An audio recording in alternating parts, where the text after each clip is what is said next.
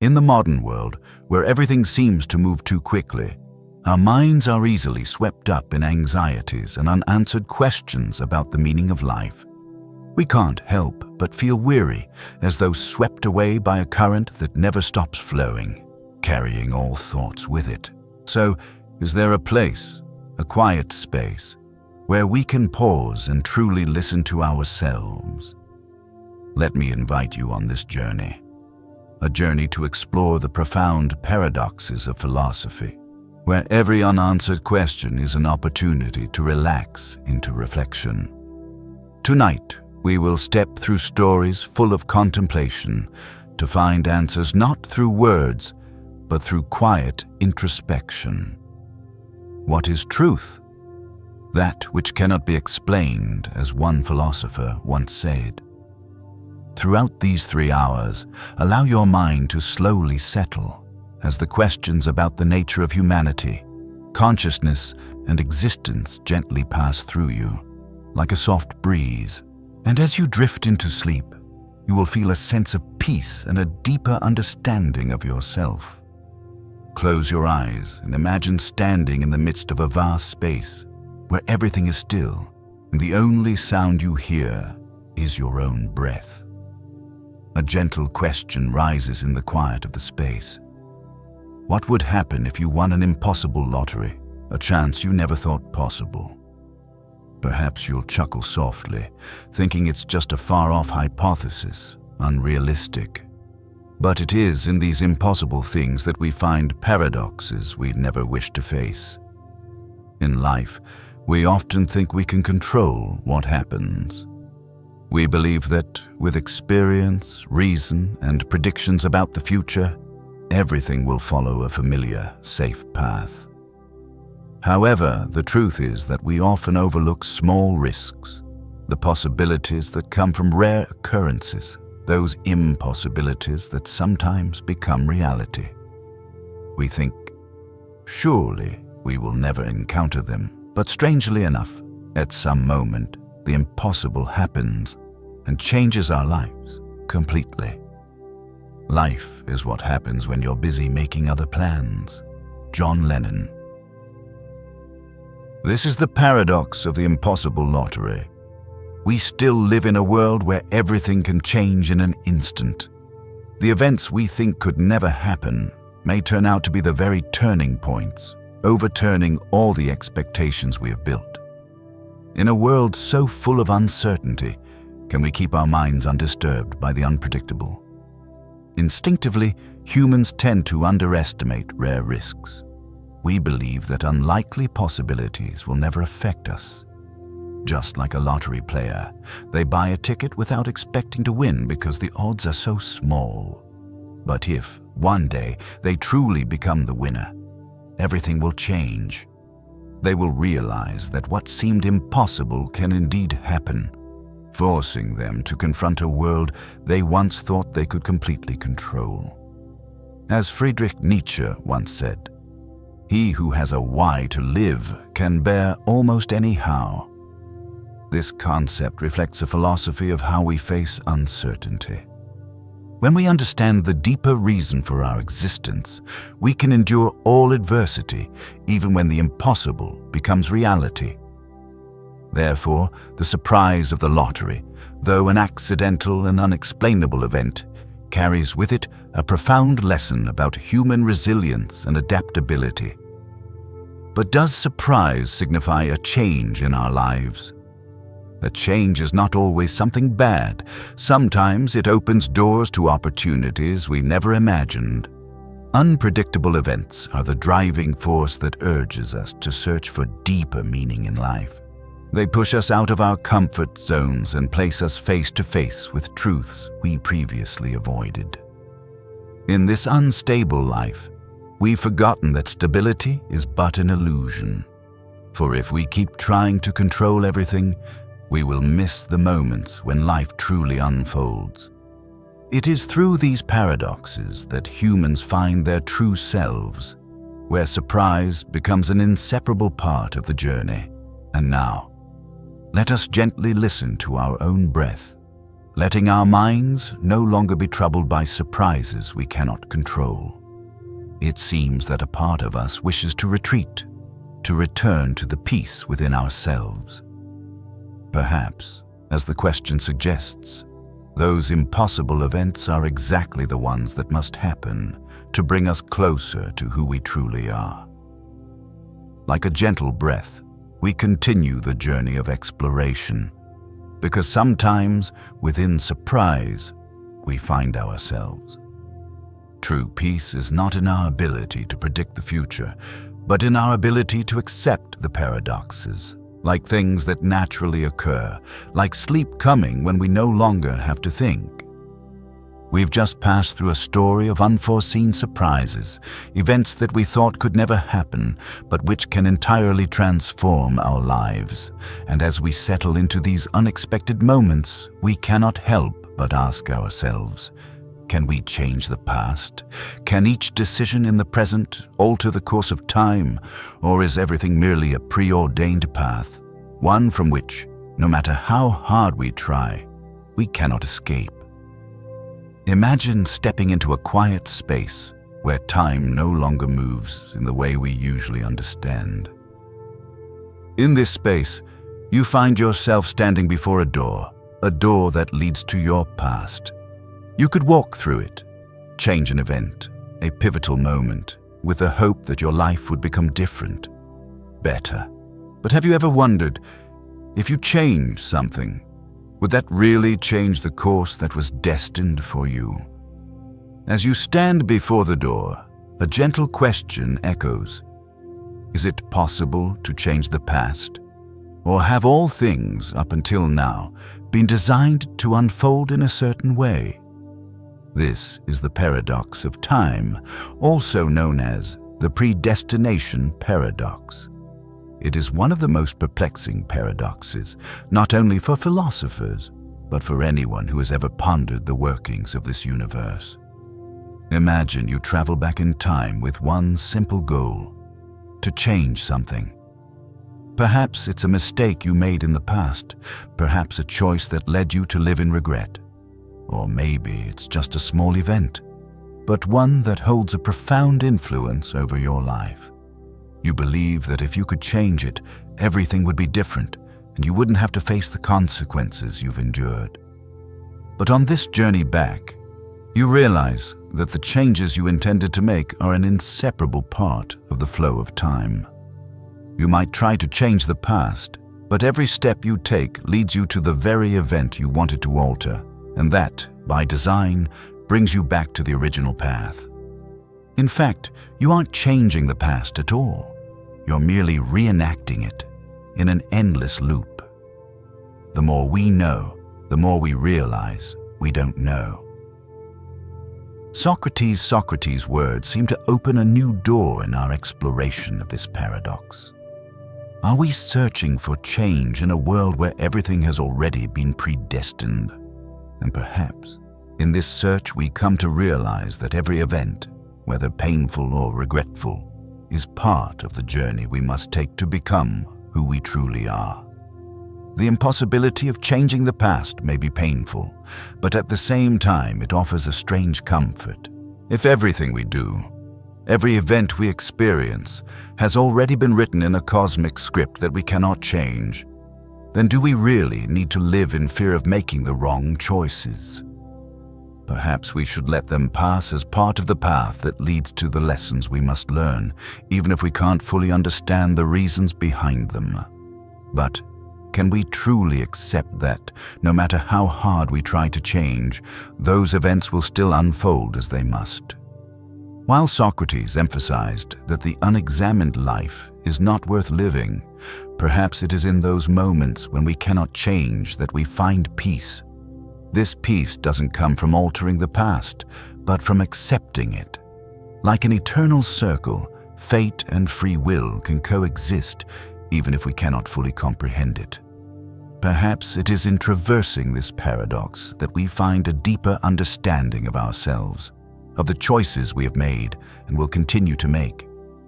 As we step away from the story of fate and the impossibility of changing the past, we can't help but wonder, Is our existence truly confined to a fixed timeline? Have you ever thought that perhaps you could live forever, not by defying death, but by existing through parallel realities, where each decision creates a new branch of time and death is merely a small part of an endless sea of survival possibilities? Let me guide you into another space, where existence is not a straight line, but a multi-dimensional matrix, where each moment doesn't just lead to one outcome, but opens countless new doors, each door leading to a different life. This is the paradox of quantum immortality, a fascinating concept in the world of quantum physics, where consciousness is not just a continuous flow, but a series of endless existences. In modern physics, death is always seen as the end point, the conclusion of a cycle. We are born, we live, and one day we all must face death. However, there is a theory that suggests the death we understand and experience is only an illusion, a limiting concept that exists in just one branch of reality. In other branches, life continues. Decisions and events can lead us to different deaths, but our existence, our consciousness, keeps unfolding. In this theory, life does not occur in a single timeline. Every time you face danger, every time death comes near, a new branch of reality is created. That branch may not be death. It may be survival. This division gives rise to the concept of quantum immortality. Our consciousness continues in the branches of reality where we don't die, regardless of the possibilities we've faced in the timeline before. This may remind you of dreams, those different worlds we traverse, where a part of us lives through outcomes we cannot control. Dreams are parallel realities where we exist in various forms of ourselves, where life and death intertwine, and where even the smallest of our decisions can lead to another moment, another life.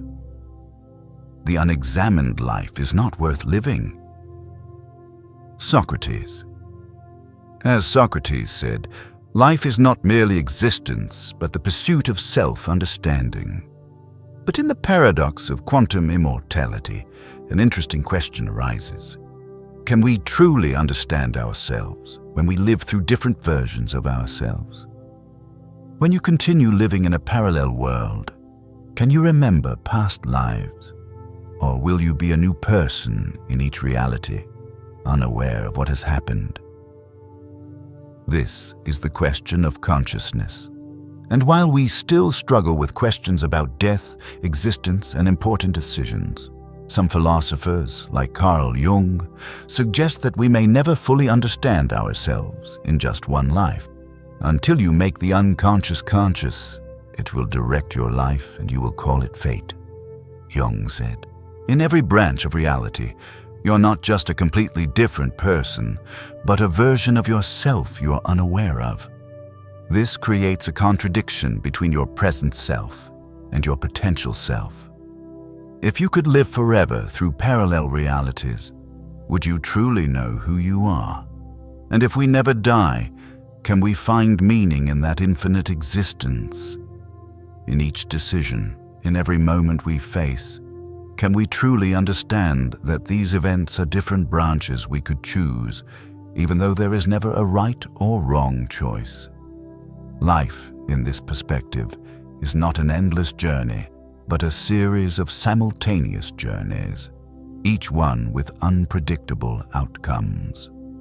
So, if we are immortal beings in these parallel worlds, does a permanent self exist? Or are we just infinite copies of ourselves? Is our presence in this world a matter of chance, or just a series of events that were predestined in this infinite universe? Life and death, in this view, are not endpoints, but continuous circles within a space without beginning or end. Like an endless cycle, we return to the question, can consciousness continue forever, not only in one world, but in different worlds we cannot control? Can we find peace in a reality that is ever changing, ever expanding? perhaps understanding these paradoxes is not to change the past, but to learn how to live with the uncertainty of the future. Because in every moment, our choices don't just create a new world, they also form who we are in each of those worlds. After the questions of the immortality of consciousness and whether we can live forever through parallel realities, we return to a simple yet profound question. What is the true essence of ourselves, of an object, or even of an idea? If everything can change, are we still the same, or have we become a different version of ourselves? The story of Theseus' ship, one of the oldest philosophical paradoxes, leads us on a journey of reflection about the nature of change, continuity, and disruption in all things and consciousness. Imagine standing before an ancient ship, preserved through centuries, maintained and repaired over time. Each time a rotting plank is replaced, you still consider the ship to be Theseus' ship. But one day, all the parts of the ship, every plank, every rope, every sail, are entirely replaced. Is this still the ship of Theseus?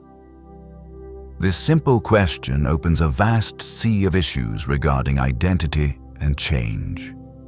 According to this theory, each part of the ship was once a part of the original object. But when all the parts change, does the ship still retain its essence? In fact, this is not only a question about an object, but about ourselves. If the human body constantly changes, with cells dying and regenerating, and thoughts and emotions evolving over time, are we still ourselves?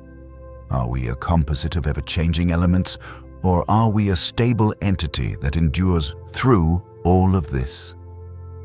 The unexamined life is not worth living. Socrates taught that life cannot be meaningful if we do not examine ourselves, if we do not explore the essence of existence. But when we look at Theseus' ship, we see that everything is in constant change. Objects in this world, including ourselves, may change in parts without losing their essence. Or is that essence simply a story we construct in our imagination? Let this question settle in your mind, like a gentle wave caressing the shores of consciousness. You may see yourself sitting in front of a mirror, gazing at your reflection through the years. The changes you've undergone, the scars, the memories, the desires, are all of these still you? Or have you become another version of yourself, one that you may not fully recognize? The self, the essence you believe to be you, may be a continuous stream of change, a process in constant flux. But does this mean that the self still retains a core essence?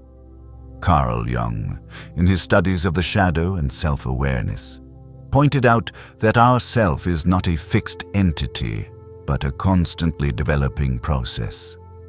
Until you make the unconscious conscious, it will direct your life, and you will call it fate. In each part of change, in each transformation we undergo, there may be parts of the shadow yet to be recognized, parts rejected from the past. The self we call the true essence is merely a story constructed from fragments of memories, emotions, and the choices we have made and continue to make. We may see ourselves as the ship of Theseus, where each part changes, yet some essence is preserved. Likewise, throughout our journey in life, we remain ourselves, even as countless changes occur. Our memories are not a permanent storage device, but pieces that shift every time we recall them. Each time we remember, our brain edits, reconstructs the past, making those memories a part of the present, but they may also be completely different from what we originally experienced. However, there is something profoundly interesting about human essence that we may never fully realize. Despite changes in our body, despite the evolution of memories and emotions, we still always feel like ourselves. This feeling does not come from maintaining a physical form, but from the continuity in our awareness and consciousness of ourselves. No matter how much we change, there is still a me there, always aware of itself, always connected to the past and future, and always seeking completeness, even though we may never fully attain it. Philosopher John Locke, in his theory of self-awareness, proposed that if I am the same person who did X, then I must be the same person who remembers doing X. This means that we are ourselves, not because we maintain a certain form, but because we recognize ourselves through the continuity of memory and awareness. But if those memories change, if they are erased, can we still call ourselves the same? In each moment of change, we ask ourselves whether we still exist, whether our self is truly a fixed entity or just a form, an illusion created by the brain to maintain stability in our perception. And this is the great contradiction of Theseus's ship paradox. Does change erase the essence of an object or a person? Or is that essence merely a story we tell ourselves to feel continuity and stability in a world full of transformation? When we look back on our lives, we may be like the ship of Theseus, constantly changing, but still holding some essence steady, no matter how much we transform. And in that journey, when we realize this change, we also recognize that change is not loss, but evolution. Every change is a step forward, even though it may be difficult. Yet, we only feel this evolution through the memories and consciousness we retain after reflecting on the changeability and essence of an object, on the self that may change yet still carry an unchanging core.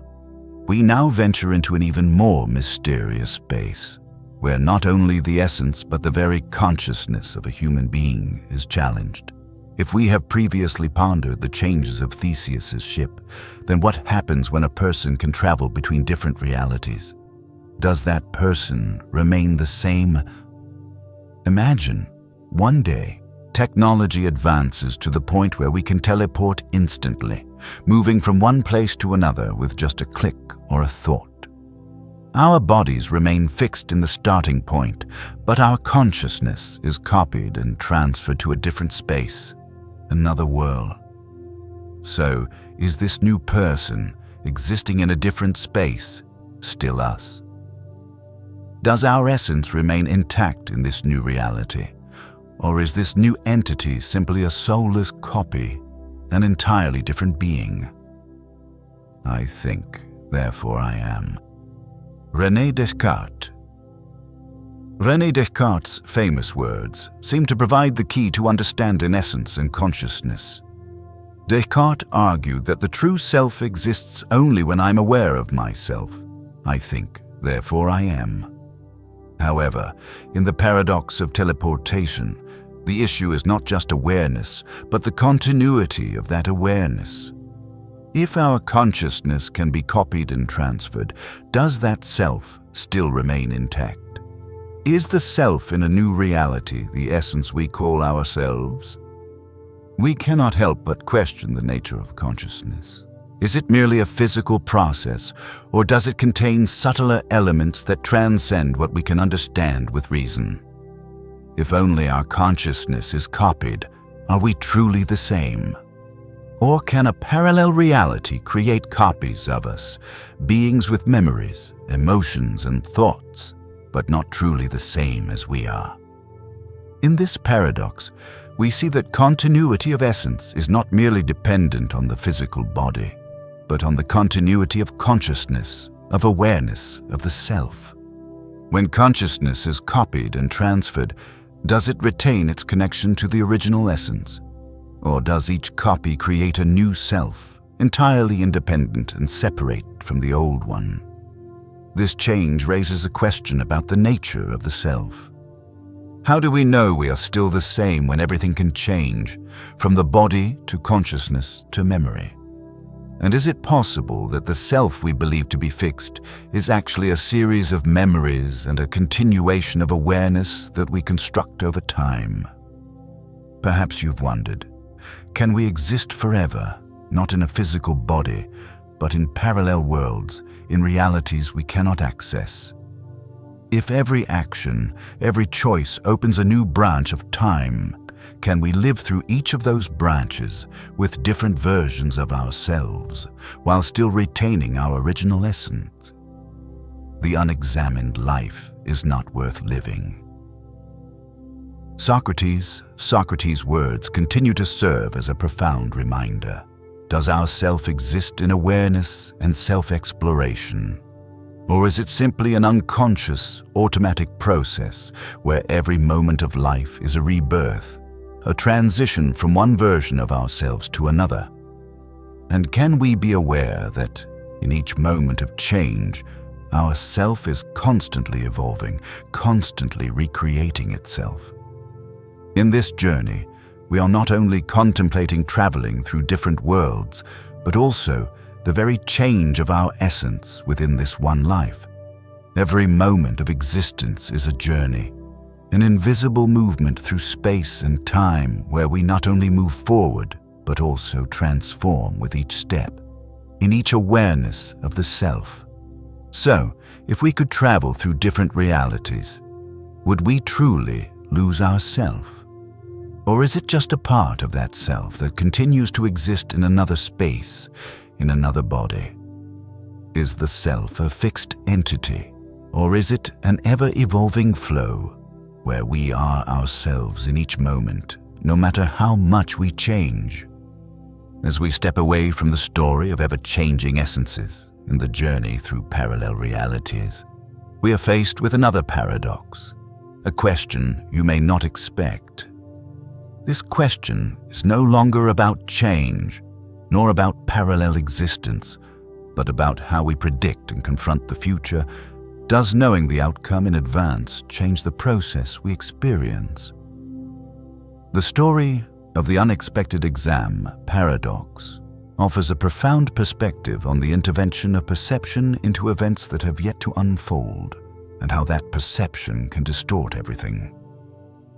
Imagine you're sitting in an exam room. In front of you is the test with questions you need to answer. You are prepared, your mind calm, all the knowledge you've learned is waiting to be expressed. But then, something unexpected happens. You know the result of this exam in advance. You see yourself answering all the questions correctly. You're certain you'll perform well. And so, you begin the test, but oddly enough, you feel no stress anymore. You're no longer worried about whether you'll remember everything, or if you'll encounter a difficult question. Everything becomes so easy that when you finish the test, you realize that the very knowledge of the outcome has diminished the stress you normally feel. You no longer value each answer because you already know them all. Did you really take an exam? Or were you simply going through a process you had already predicted?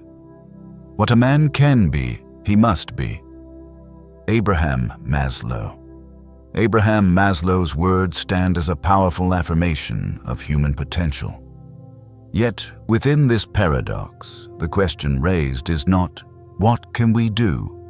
But rather, how do we experience things when everything has been decided in advance? How can we truly live in the present when we have seen the outcome before we even begin the journey? Does knowing in advance rob us of the value of the process, of the small steps we must face each day in life? This paradox is not just about an exam. It reflects a deeper question about the nature of experience itself. If everything in life were predictable, would we still feel the joy of discovery, the thrill of challenge? Could we still enjoy life if we knew the outcome before embarking on the journey? Perhaps in this very process, when we know the result in advance, we not only lose the excitement and curiosity, but also lose the freedom that lies within the experience. You've likely felt, in everyday moments, that you knew the outcome of a situation beforehand. Surely, in your work, you may have predicted how a meeting would unfold, or in relationships, you might feel that you already know the ending of a story. But does the prediction itself diminish the value of those moments? The freedom in experience when we don't know what's coming next is one of the most beautiful aspects of life. We don't just live through the days, we experience each moment despite the predictions.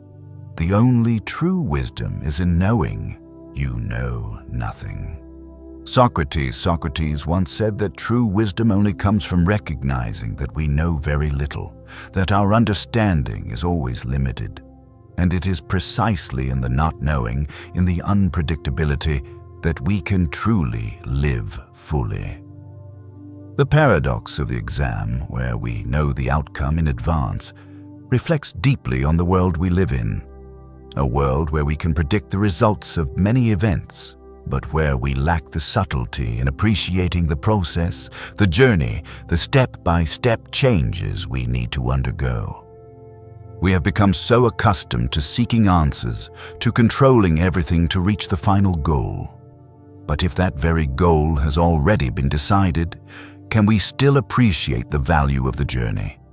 Are we truly living, or are we merely going through a series of events that have been pre-programmed? In life, we frequently face challenges, exams we cannot foresee. These are the tests of our being, of our consciousness, tests that have no clear answers, no predetermined outcomes. And it is in those unpredictable moments that we find our true selves. Because, as Socrates pointed out, life is not just about reaching the final outcome, but about experiencing each step along the journey. So, if you step into an exam knowing the result, what will you feel? Will you miss the feeling of truly living, of being immersed in every moment, in every thought and decision you make? Could it be that when everything is decided in advance, we are no longer ourselves, but simply machines executing predetermined steps? This question is not only about taking an exam, but about living our own life, in the freedom and the unpredictability of each moment. After stepping through paradoxes of ever-changing essences and parallel realities where consciousness might exist, we now face another challenging question about the movement in our very world. If in parallel realities, life can change in countless ways, does the movement in this world, though it can be calculated and measured to the millimeter, really unfold the way we think? Could it be that if we divide space and time into infinite parts, we would never truly reach our destination? Zeno's paradox, a paradox that has persisted for thousands of years, takes us into a space where movement and progress are no longer simple but become an insurmountable challenge.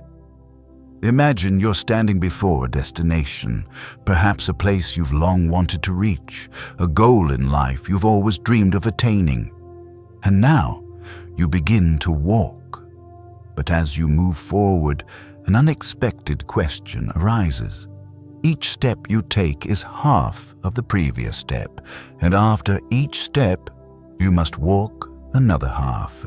You will never reach your goal because every time you advance by one step, there is always a smaller distance you must cross.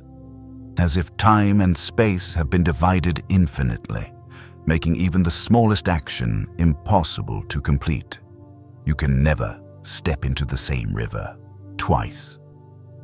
Heraclitus' saying is a reflection on the constant change and flow of everything in the universe. Everything changes, including ourselves. But in Zeno's paradox, this change is not a progression, but a disruption. Every time we take a step forward, we face an infinite gap that we cannot cross. From this perspective, life appears as a series of efforts that can never be completed, a journey we can never finish, no matter how hard we try. Zeno, an ancient Greek philosopher, introduced this paradox to challenge the view that movement is a continuous process with no stopping point. He argued that if we divide time and space into infinite parts, we could never move forward. Each time we pass a distance, we encounter an even smaller one. And thus, no matter how many steps we take, we will never reach the destination. Everything we do, every forward motion is infinite, and we can never complete our goal. This is a thought that confounds, a paradox difficult to resolve, yet it reflects a part of our lives. Could it be that in our endless efforts, with every step we take, we only encounter endless challenges, moments that never complete? In work, in love, in life, we always strive to move forward, but are we merely walking half the distance forever, never truly achieving our goals? When we look at the world, is progress merely an illusion, an endless loop we cannot escape? But if seen from another perspective, Zeno's paradox might also be a reminder of the endlessness of life's journey. Each step, though small and seemingly unable to reach the goal, is part of the development. Though we can never fully complete the action, it is the continuation of movement, the ceaseless flow, that gives life its value. Perhaps the destination we pursue is just an illusion, something that can never truly be reached. But it is the journey, with each step and each effort, that brings us valuable lessons about ourselves and the world around us. Zeno's story reminds us that we may never complete everything. Every step, every effort, is just part of an endless process. But in that endlessness, we find something magical. The presence, the relentless effort, is what makes life meaningful. The infinite division of space and time creates richness in each of our steps. And perhaps the goal we seek is truly an illusion, a stopping point in an unending journey. The only way to deal with this life meaningfully is to find your passion, find your purpose, and live it. Friedrich Nietzsche. Nietzsche's words affirm that life is not about a journey to find the result, but about a journey to discover meaning and purpose in each moment. If life is like an endless cycle, like Zeno's paradox, then finding our passion, purpose, and meaning in each step is more important than any destination.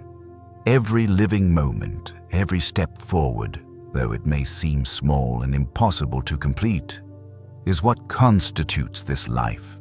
And in each step, we find freedom, liberation from the worries of the future, and peace in the present. So, can we live in this world where every movement is endlessly divided and still find meaning and purpose in the journey? The answer might be acceptance. Accepting that the journey is infinite, that each step is part of the ongoing progress. Every moment we live, though it's just a small part of the eternal flow of time, is a precious treasure. Because in each step, we not only find the destination, but we also find ourselves. After reflecting on the paradoxes of ever-changing essences and parallel realities where consciousness can exist, we now encounter another paradox, one that challenges the very foundation of language and truth. This story is not about events, objects, or phenomena, but about the contradiction between speech and belief, about how humans can state things they do not truly believe. The question arises, can we say something we do not believe? Can there be a profound contradiction between what we assert and what we genuinely feel deep down? To imagine this paradox, picture a simple scenario where you say, "I'm sitting on this chair," while deep inside, you know you're not actually sitting on a chair. Perhaps you're standing, or maybe you're in an imagined space, but the statement remains, "I am sitting on this chair." This is Moore's paradox, named after the philosopher G.E. Moore, who pointed out the contradiction between assertion and belief in human statements. In this paradox, a person may assert something that is clear and rational, but the speaker themselves does not believe what they say. Moore's paradox presents an interesting question about the nature of belief and how we express truth. If a person says, "I know that I am sitting on this chair," but believes that they are not sitting on the chair, that would be nonsensical. In this world, we often assume that what we say and what we believe must align. But this paradox challenges that assumption, showing that people can state the truth in one way while not acknowledging it in their own belief. The truth is rarely pure and never simple. Oscar Wilde once said that truth is rarely pure and never simple. Moore's paradox may well be a vivid example of this statement. It shows that the truth a person states may not fully reflect what they truly believe deep within. A person might believe that they are not sitting on the chair, yet they state that they are. Perhaps they are in a state of ambiguity, in a state where the contradiction between speech and belief cannot be easily understood. This also ties into how we communicate with one another in life. We often say things that, at times, we do not fully believe ourselves. This question is not merely an abstract philosophical puzzle, but a very real issue in our daily lives. In relationships, in work, in intimate conversations, we might utter things that do not fully reflect our true thoughts. We may say, everything is fine, while inside we feel chaotic, or we may say, I will do well, without genuinely believing in our own capabilities. The greatest wealth is to live content with little. Plato, one of the great philosophers of Western thought, once said that the greatest wealth is to live content with what we have. Perhaps in the case of Moore's paradox, we can find a message about finding contentment in accepting the contradictions within ourselves. Can we live content in a world where everything we say might not perfectly align with what we believe? Or do we need to be perfect in both speech and belief to feel at peace? In reality, Moore's paradox not only illuminates issues about belief and assertion, but also raises a question about the nature of truth. What is truly the truth? Can we recognize the truth when we are stating something that we do not believe? This forces us to acknowledge that truth is not always clear, not always found in the words and assertions we make. Instead, truth may be something far more complex, something we must feel and understand through deeper experiences and emotions than simply relying on language. The contradiction between speech and belief in Moore's paradox may also reflect something deeper about ourselves, about how we perceive and confront our own being. We may speak words that do not truly reflect our minds, but is this a sign that we are living in a world we cannot fully understand and control? Perhaps it is in this very contradiction that we find ourselves, finding our true selves through the process of awareness and experience. Having journeyed through the contradictions between language and belief in Moore's paradox, where assertions and truths do not always align, we now delve deeper into an even more profound paradox, one that even the greatest philosophers and mathematicians have struggled to resolve with ease. This is the Russell paradox, a paradox in set theory, where logic draws the boundaries of its own limitations, creating a contradiction that cannot be surpassed. Imagine you are looking at a set, a collection of objects that could be anything in this world, numbers, objects, or even ideas. This set contains all the objects that satisfy a certain condition. But here's the odd thing. There exists a set that contains itself within it. A simple example is the set of all objects that do not contain themselves. You might imagine this set as a basket that holds all apples that are not in the basket. But the question is, does the basket contain itself? If it does, then it's not the basket that contains apples that aren't in the basket anymore.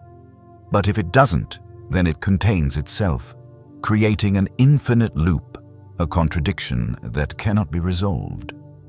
This is the Russell paradox, a swirl of self-reference and contradiction embedded within the very structure of logical theories. The only thing I know is that I know nothing. Socrates' famous saying serves as a guiding light as we stand before this paradox. Perhaps, as Socrates affirmed, It is only in the awareness of what we do not know that we can truly see the complexity of the world.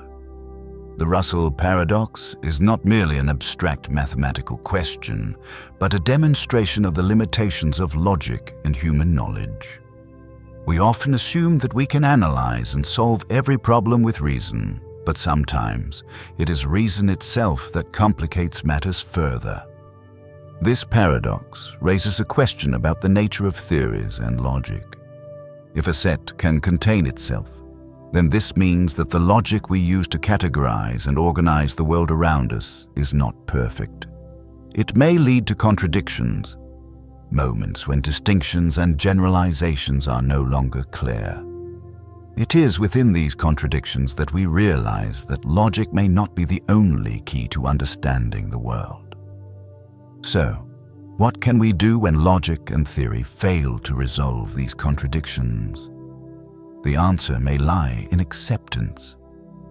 Accepting that not everything can be explained by reason, that sometimes the questions without definitive answers are the ones that make life mysterious. This world is not a sequence of events that can be neatly placed into rigid theoretical frameworks, but a space filled with the unpredictable, with paradoxes and contradictions. Not everything that is faced can be changed, but nothing can be changed until it is faced. James Baldwin. James Baldwin's words serve as a reminder to accept and confront the contradictions in life. Every paradox we face is not to be solved, but to be learned from, to be lived with. When we accept that some things cannot be changed, we can find peace within ourselves.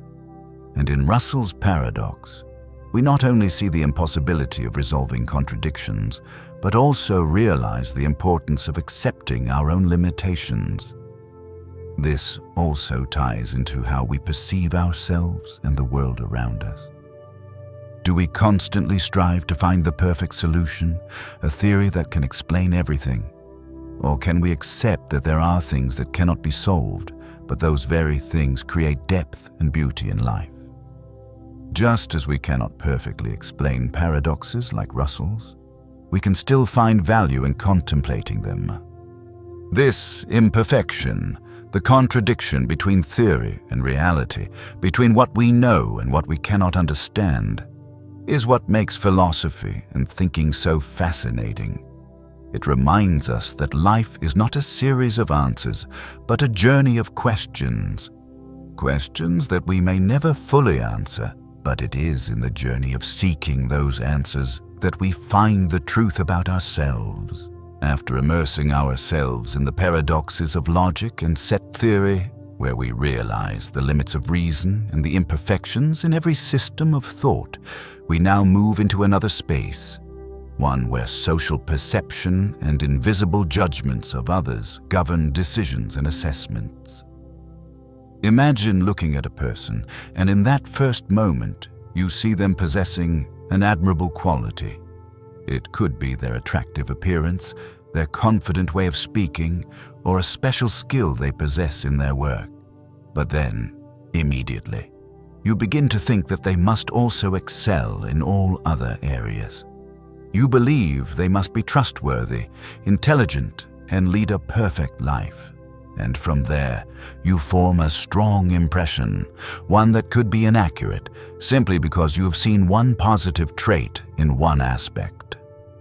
This is the halo effect, a common human tendency where a single good quality in one area leads us to assume the person is also excellent in all other areas, resulting in biased judgments. We are what we pretend to be, so we must be careful about what we pretend to be. Kurt Vonnegut's words serve as a reminder of the nature of the impressions and judgments we form in life. Each of us tends to build a perfect image of ourselves or others. Just one prominent quality, intelligence, a special ability, can lead us to perceive someone as perfect, trustworthy, and possessing all the good traits. And, as in the case of the halo effect, we don't just judge one aspect of that person. We automatically apply those good qualities to everything else about them. But is the truth always as it appears through the halo of one prominent quality? Surely you've encountered people for whom, upon first meeting them, you had a very good impression. Perhaps they smiled warmly at you, or demonstrated a kind gesture. And in just that brief moment, you felt that they were a good person, trustworthy, someone who understood you and would always be ready to help. But is that all there is? Do you truly understand them, or have you simply viewed them through a halo created by their initial kindness or charm? Everything we hear is an opinion, not a fact. Everything we see is a perspective, not the truth. Marcus Aurelius, in his reflections, emphasized an important point. Everything we hear, everything we see, is just our observation and perception, not absolute truth. Our world, full of judgments and evaluations, is no different. The initial impressions we form about a person, an event, a situation, are always influenced by emotions and snap judgments. In this case, the halo effect is the clearest example of how we can misjudge what we see. These judgments are not always accurate. When we see someone with an outstanding quality, we easily imagine that they must be perfect in every aspect of life. But the truth is, people are not perfect entities, and these initial impressions are only reflections of a very small part of who they are. The rush to judge and form these impressions can cause us to overlook other important aspects, the darker parts of a person that are not always easily seen. Can we break free from this loop? The loop where every quality of a person is overshadowed by one prominent aspect we see. Or is perfection truly an illusion that we've created in our minds? The people we admire, the ones we see as perfect, could they be just like us, full of contradictions and imperfections? We are all different, and our differences make us who we are. Carl Jung, who spent his life exploring the nature of the human soul, once said that the differences between us are what shape each person's identity. We cannot look at a person through just one aspect, because a person is a complex and diverse combination of many elements. The prominent qualities are just one small part of their complexity.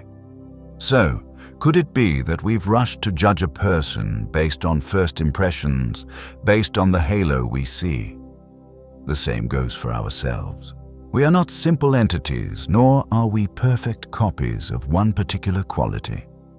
Each of us has our darker parts, the ones we sometimes don't even want to acknowledge. And if we could view ourselves with compassion, not just based on prominent features or transient values, we might find peace in accepting ourselves and our imperfections. At times, it is our harsh judgments, the creation of a perfect image of ourselves and others, that makes us forget the true value of every person. We are complex beings, not perfect pictures, but unfinished stories, full of incomplete steps, contradictions, and changes that we cannot control. After exploring the paradoxes of logic and set theory, where we come to realize the limits of reason and the imperfections in every system of thought, we now journey into a different world, a world where invisible rules, phantom norms, govern human behavior. This is a concept that not everyone recognizes, yet it holds immense power over us, making us feel a responsibility, a duty to conform, even though there are no explicit agreements or commitments. Imagine walking into a room where everyone is already familiar with each other. You are new to the group, and as part of this society, you begin to feel a strange atmosphere, a silence hanging in the air. No one says anything, but everyone seems to be following an unspoken set of rules. Principles that are not written down in any book, but hold an incredible power to guide their behavior. You begin to sense that, though no one has explicitly told you, you must do this you must do that, simply to avoid standing out from the group, from the community you are trying to integrate into. These unspoken rules, these phantom norms, like an invisible web, guide your actions without you even realizing it. And in its silence, you find yourself becoming part of it, a part of a system from which you cannot detach, even though no one is explicitly asking you to do anything. Man is condemned to be free. Jean-Paul Sartre. Sartre's words might serve as a key to understanding freedom within a society filled with invisible rules. Man is condemned to be free, meaning humans are condemned to freedom, but in this freedom, they are subject to forces they cannot control. In this world, freedom is not about escaping all constraints, but about recognizing the presence of those constraints and having the ability to choose, even when we cannot fully escape them. The phantom norms are not present in legal texts, but they exist in every action we take, in every thought we produce. And true freedom, as Sartre suggests, is not escaping these invisible rules, but recognizing them and knowing that we have the right to choose, even within the constraints we cannot entirely free ourselves from. So how can we recognize and confront these phantom norms? How can we avoid becoming unconscious puppets in a web of rules that we don't even realize we're a part of? These rules may come from society, from family, from work, or even from the expectations we place on ourselves. What we think we should do may not be our choice at all, but a reflection of what others expect of us, of the impressions we've absorbed from childhood. When we fail to recognize their influence, are we living in a world where our actions aren't really our own, but dictated by rules we didn't choose? The unexamined life is not worth living. On Socrates pointed out that a life unexamined is a life not worth living. And when we consider the phantom norms, we can see that in order to live a truly meaningful life, we must examine and question all the invisible forces that shape our actions and thoughts. Can we live freely when these invisible norms exist, constantly shaping us without our awareness? The influence may not always be negative, but it makes us live in a world full of assumptions, never pausing to ask ourselves, do I truly want to do this, or am I only doing it because I feel I must? The way we understand and live with these phantom norms is how we understand our freedom.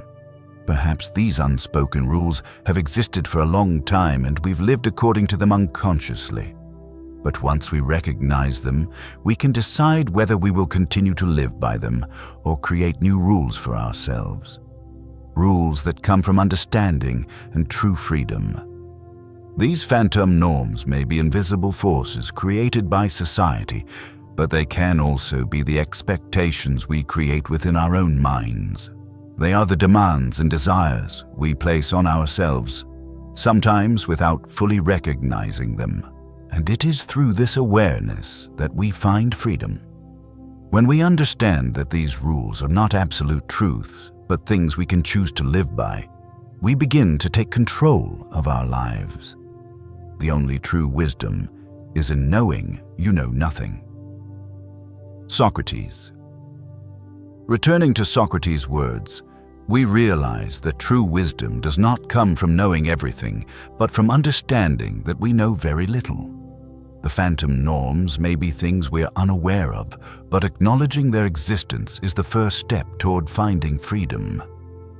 When we recognize that we don't know everything about these invisible rules, we can begin to walk the path of freedom, where we are not bound by those unclear forces, but live authentically with ourselves and the choices we make.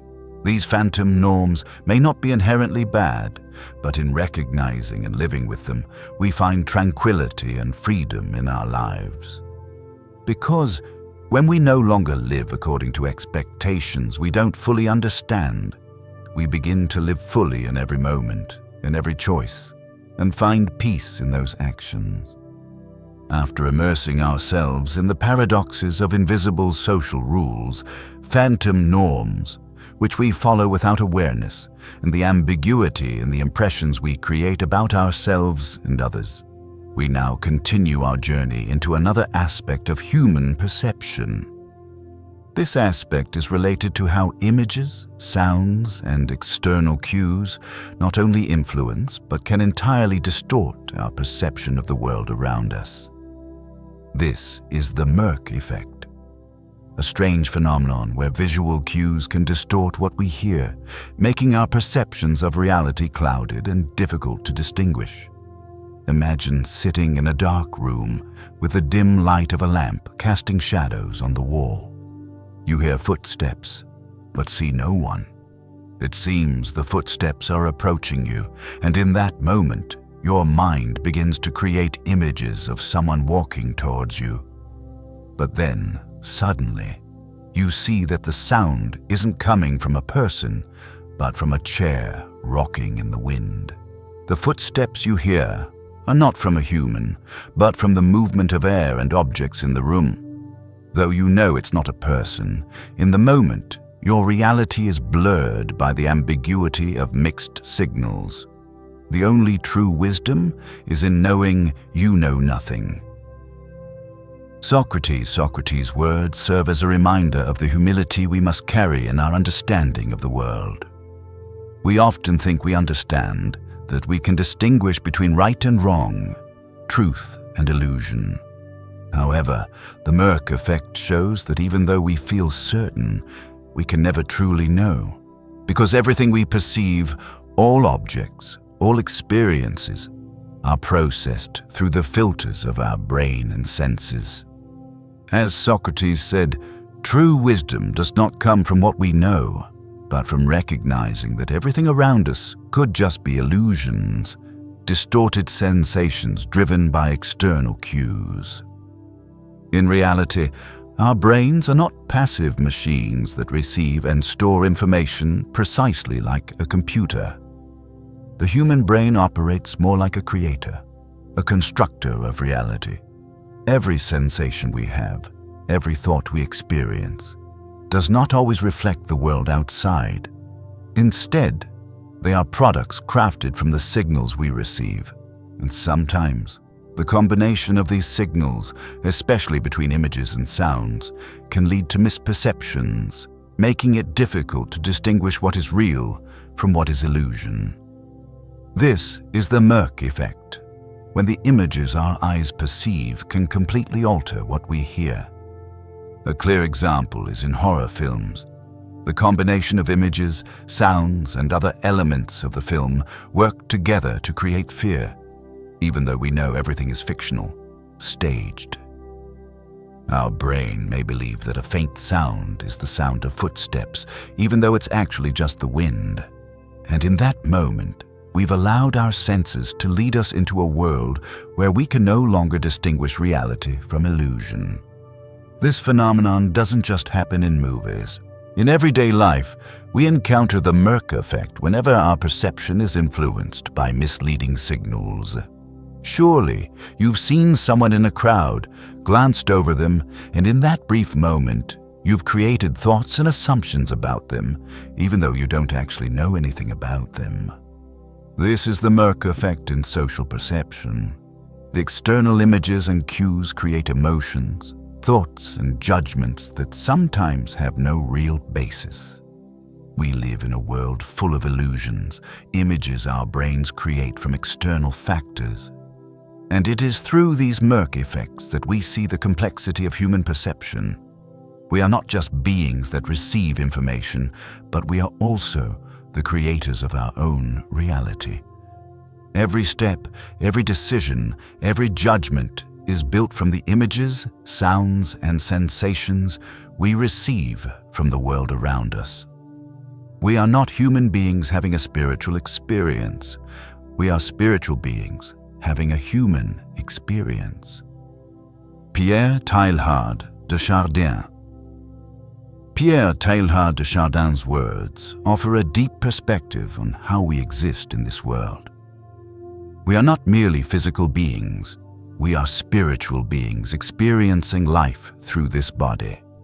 And in this journey, the murky effects we encounter are not random distortions, but part of a process of discovery, of the connection between the physical and the spiritual, between sensation and consciousness. It is in these moments of ambiguity that we find profound lessons about awareness, about mastering our emotions, and about truth. So, can we live a truly clear life when everything we experience is created from a mix of external factors? Can we find the truth in a world where we can't always distinguish reality from illusion?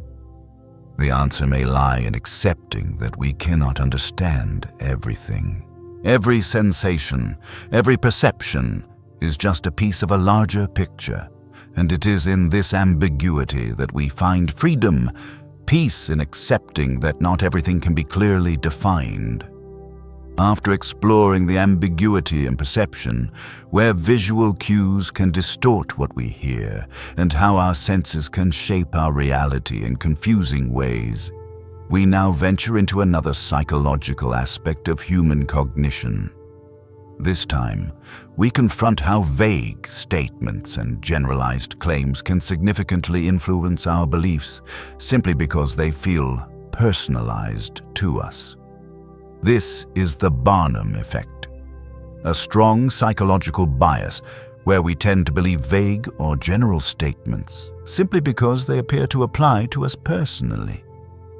Imagine reading your horoscope or a personality assessment from a psychological test. You come across statements like, "You're an intelligent person, but sometimes feel anxious and lack confidence when making important decisions."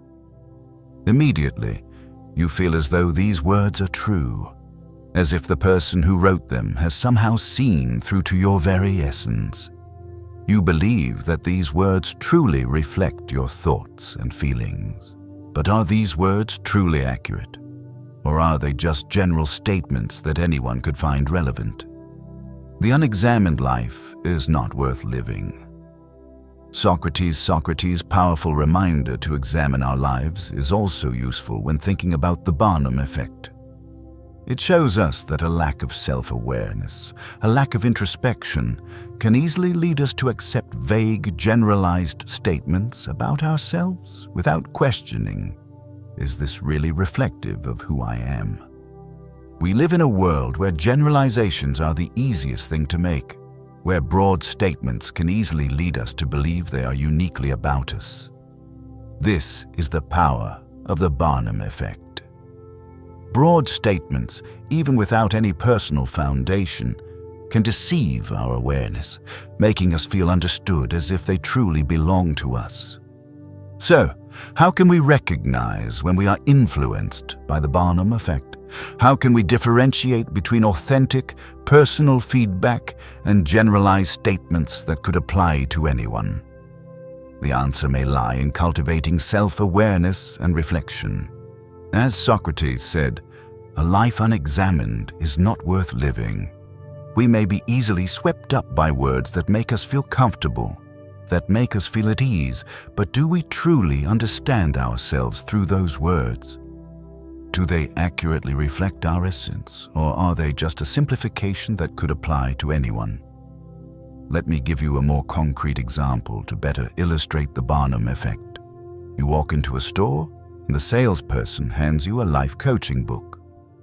Inside, you find some very general advice. You will face challenges in life, but you have the ability to overcome them if you maintain faith in yourself. Suddenly, you feel as though these words are written just for you. That feeling is the compelling force of the Barnum effect. These words seem as though they were tailor-made for you, and you feel connected, understood.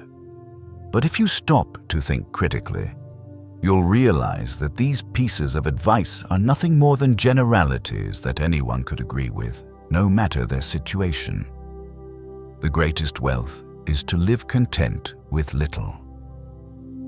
Plato's words may offer a key to understanding the Barnum effect and its impact on us. When we let ourselves get caught up in generalized advice or statements, we may forget that true wealth does not come from seeking external validation, but from being content with what we have and who we are. Broad, one-size-fits-all advice can never replace true self-awareness, understanding, and deep evaluation of who we are. We need to seek fulfillment in our own truths, not in words that anyone could agree with. This also leads us to reflect on the modern world, where the Barnum effect is not only present in our daily conversations, but also in the media, advertisements, and societal expectations. We are drawn to messages that seem personalized, but often are actually generalized, giving us the illusion that they are meant for us. But if we look closely, these messages apply to everyone and fail to reflect the deeper truths of individual lives. So, can we break free from the Barnum effect and live a more conscious life, one more attuned to our true selves? The answer, perhaps, is yes. By developing self-awareness, by re-examining what we hear, read, and the messages society sends us, we can begin to live our own lives, free from rushed judgments and inaccurate generalizations. We need to realize that life is not a generic story where anyone could be the lead character, but a unique journey, deeply personal, where each decision, each thought, carries its own distinct significance. After exploring the influence of the Barnum effectee, the tendency to believe vague or generalized statements simply because they seem personalized to us, we now continue our journey into another psychological phenomenon, where repetition can turn false information into something that feels like undeniable truth. This is the illusory truth effect, a phenomenon where we come to believe misinformation simply because it has been repeated so many times. The more often we hear something, the more likely we are to accept it as true, even though it may have no basis in reality. Imagine you are in a quiet space, your thoughts beginning to blur. You're listening to a story, or perhaps a comment, a message whose accuracy you don't really know. But in that space, as it is repeated, as you hear the same words and phrases over and over, you slowly begin to believe them as truth. Not because you've verified them, but because the repetition makes them feel familiar. And soon, something you initially didn't believe becomes an undeniable truth in your mind. The most deceptive thing about human beings is their ability to deceive themselves. Carl Jung. Carl Jung's words serve as a mirror reflecting the complex psychology of humans. We are not only influenced by external information, but in repeating those pieces of information, we create our own truths within our minds, truths that often have no real foundation. The illusory truth effect is not just a societal phenomenon, it is an internal process where we deceive ourselves. We gradually accept falsehoods simply because they have been repeated so many times, until they become vivid memories in our minds, undeniable truth. This doesn't only happen in casual conversations. It is especially evident in how information is conveyed through media, social networks, and even in our own thoughts. Think about a piece of misinformation you've heard. It could be a rumor, an inaccurate comment, or a vague prediction. At first, you may doubt it, but with each repetition, the message gradually strengthens in your mind, and you begin to believe it. The repetition causes us to lose the ability to distinguish what is truth from what has been fabricated in our minds. We are what we believe. Buddha once said that we are what we believe. But when those beliefs are formed, not from deep understanding, but from the unconscious repetition of false information, can we still call them the truth? The illusory truth effect is a clear example of the shortcomings in how we receive and process information. We don't always consciously choose our beliefs. Sometimes We get caught in a loop where misinformation is repeated to the point where it becomes an inseparable part of our perception. And so, we live in a world where false truths become integral to our sense of self. This effect not only influences social perceptions and public information, but it also deeply impacts how we see ourselves, the thoughts and emotions we carry throughout life. Perhaps, in the process of growing up and learning, we too have been influenced by illusory truths about ourselves. We might have heard too many times that you're not good enough or you can't succeed. And with every repetition, we start believing that these things are true about ourselves. It is this repetition that clouds our ability to recognize our true worth. And at some point, we may have forgotten that what we believe about ourselves may just be illusory truths, falsehoods we or society have created. The unexamined life is not worth living. Socrates pointed out that a life unexamined is a life unworthy of living. And when we speak of illusory truths, we can see that in order to live a truly meaningful life, we need to examine and question the beliefs we carry. Can we live a life of freedom when these invisible truths surround us, shaping our actions and thoughts without our awareness? That influence may not always be negative, but it prevents us from living in a world where we can ask, is this truly my belief, or am I simply repeating something that has been ingrained in me? The way we understand and live with illusory truth is how we come to understand our true freedom. Perhaps these unspoken truths have been with us for a long time and we've lived according to them unconsciously. But once we recognize them, we can decide whether we will continue to live by them or create new beliefs for ourselves. Beliefs based on true understanding and authentic freedom. These illusory truths may come from society, from the media, from the expectations we place on ourselves. They are the stories we tell ourselves, the standards we live by, often without even recognizing them. And in that awareness, we find freedom. When we understand that these truths are not absolute, but simply patterns we have adopted, we begin to take control of our lives. Ultimately, the beliefs we hold today may change tomorrow when we expand our awareness and understanding. Because, as Socrates said, only by examining our lives, only by truly questioning our beliefs, can we find a life that is truly worth living.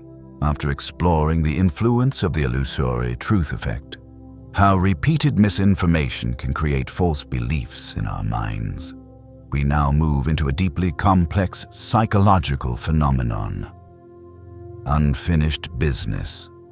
When tasks remain unresolved or situations are left incomplete, they linger in our minds, becoming open points that constantly call for resolution, completion. These unfinished tasks are not just simple to-do lists. They become psychological agents that cause stress, anxiety, and even prevent us from resting. Imagine a moment in your life when you've worked hard all day, yet a few tasks remain undone. You feel a weight on your shoulders, not because you haven't accomplished anything, but because the unfinished tasks keep haunting your mind. You think you'll only feel relief once they are completed. But no matter how hard you try, those thoughts don't let go. They linger in your mind like ghosts that you can't escape, creating an invisible sense of fatigue even after you've rested. This is the Zenic effect, the psychological phenomenon where unfinished tasks or unresolved situations continue to dominate your mind, pushing you to complete them, making it impossible to achieve true tranquility. What you resist persists. Carl Jung. Carl Jung's words may hold the key to understanding the Zenic effect. When we try to avoid or not address issues in our lives, they only become stronger in our minds. Tasks Relationships, unresolved emotions keep coming back, like waves relentlessly crashing against the shore, never letting us feel at ease. In this avoidance, we create an endless cycle of anxiety, where unfinished issues continue to invade our thoughts. As Jung pointed out, unfinished business is not something we can easily overcome by pushing it aside. When we don't confront the problems in our lives, they continue to live in our subconscious, and with every moment left unresolved, they only grow bigger. These matters may not be monumental, but it is in their incompleteness that we lose peace of mind. Think back to a time when you started something, but never completed it. Maybe it was a conversation left hanging or a task you postponed. You might have told yourself, "I'll do it later," but those thoughts about it kept recurring in your mind. No matter what you did, no matter how many distractions you tried, your mind kept returning to it like a rope that you cannot cut. This is the Zani effect, when incompleteness takes over the space in your mind, causing restlessness, anxiety, and an inability to relax. The greatest weapon against stress is our ability to choose one thought over another. William James. William James' words shine as a light in the darkness of this incompleteness. Perhaps, instead of letting our minds be carried away by thoughts of unfinished business, we can learn to adjust those thoughts. As James said, the ability to choose one thought over another is our greatest weapon against stress. But to do this, we must confront the unresolved issues, accept that resolution may not always come immediately. Instead, we can begin by finding stillness in the very incompleteness, learning how to live with it rather than letting it dominate us. Could it be that in this incompleteness, we find a lesson in acceptance? When we can't complete everything right away, we learn to relax in the midst of that incompleteness, and in that acceptance, we find freedom. Because sometimes we cannot control everything around us, but we can control how we confront those challenges. The unfinished tasks may always be there, but if we accept that not everything needs to be completed immediately, we will find peace in those temporary moments. To live is to suffer. To survive is to find some meaning in the suffering. Friedrich Nietzsche's words about life and suffering offer us a deep insight into the Zanic effect. Sometimes it is in the incompleteness, in the tasks and situations that remain unresolved, that we find meaning. Not because completing everything is the ultimate goal, but because life is an ongoing process of seeking meaning, even in moments where there are no clear answers. When we confront the incompleteness, we not only learn how to solve tasks, but also how to face the imperfections of ourselves. And within that, we find growth, peace. We can see that the Zani effect is not just a psychological phenomenon, but also part of the human journey. The unfinished tasks, the unresolved situations, may make us feel restless, but it is within this incompleteness that we learn to live fully in each moment. And sometimes, completion is not the final destination. It is a part of the process of learning and evolving. After exploring the subtle impacts of unfinished tasks on our minds through the Zanic effect, where unresolved issues keep us in a state of perpetual restlessness, we now continue our journey into another complex area of human psychology: reverse psychology. This is the art of leveraging human nature's tendency to resist restrictions, making people more likely to do what they are told not to do. It's not just a clever communication tactic, but an integral part of our relationships and how we understand the nature of freedom and control. Imagine a scenario where someone says to you, "Don't do this." Immediately, a part of you, perhaps a very small part, feels an impulse to do exactly that. Why is this? We tend to resist prohibitions, restrictions placed on us by others, even when we know it may not be in our best interest. There's a strange power in being told no, almost as if it awakens a part of us that wants to assert our control, to prove we can do what others think we cannot. And that's the essence of reverse psychology, a sophisticated tactic that, when used correctly, can guide someone's actions without them realizing it, without needing to exert power or coercion. Freedom is the power to choose our own chains. Jean-Paul Sartre. Jean-Paul Sartre's words offer deep insight into what we call choice. Freedom is not only the ability to act without being bound, but also the ability to recognize and confront the constraints we place on ourselves. In the paradox of reverse psychology, there's a truth that sometimes we feel more free when we resist prohibitions, even when we don't want to be constrained.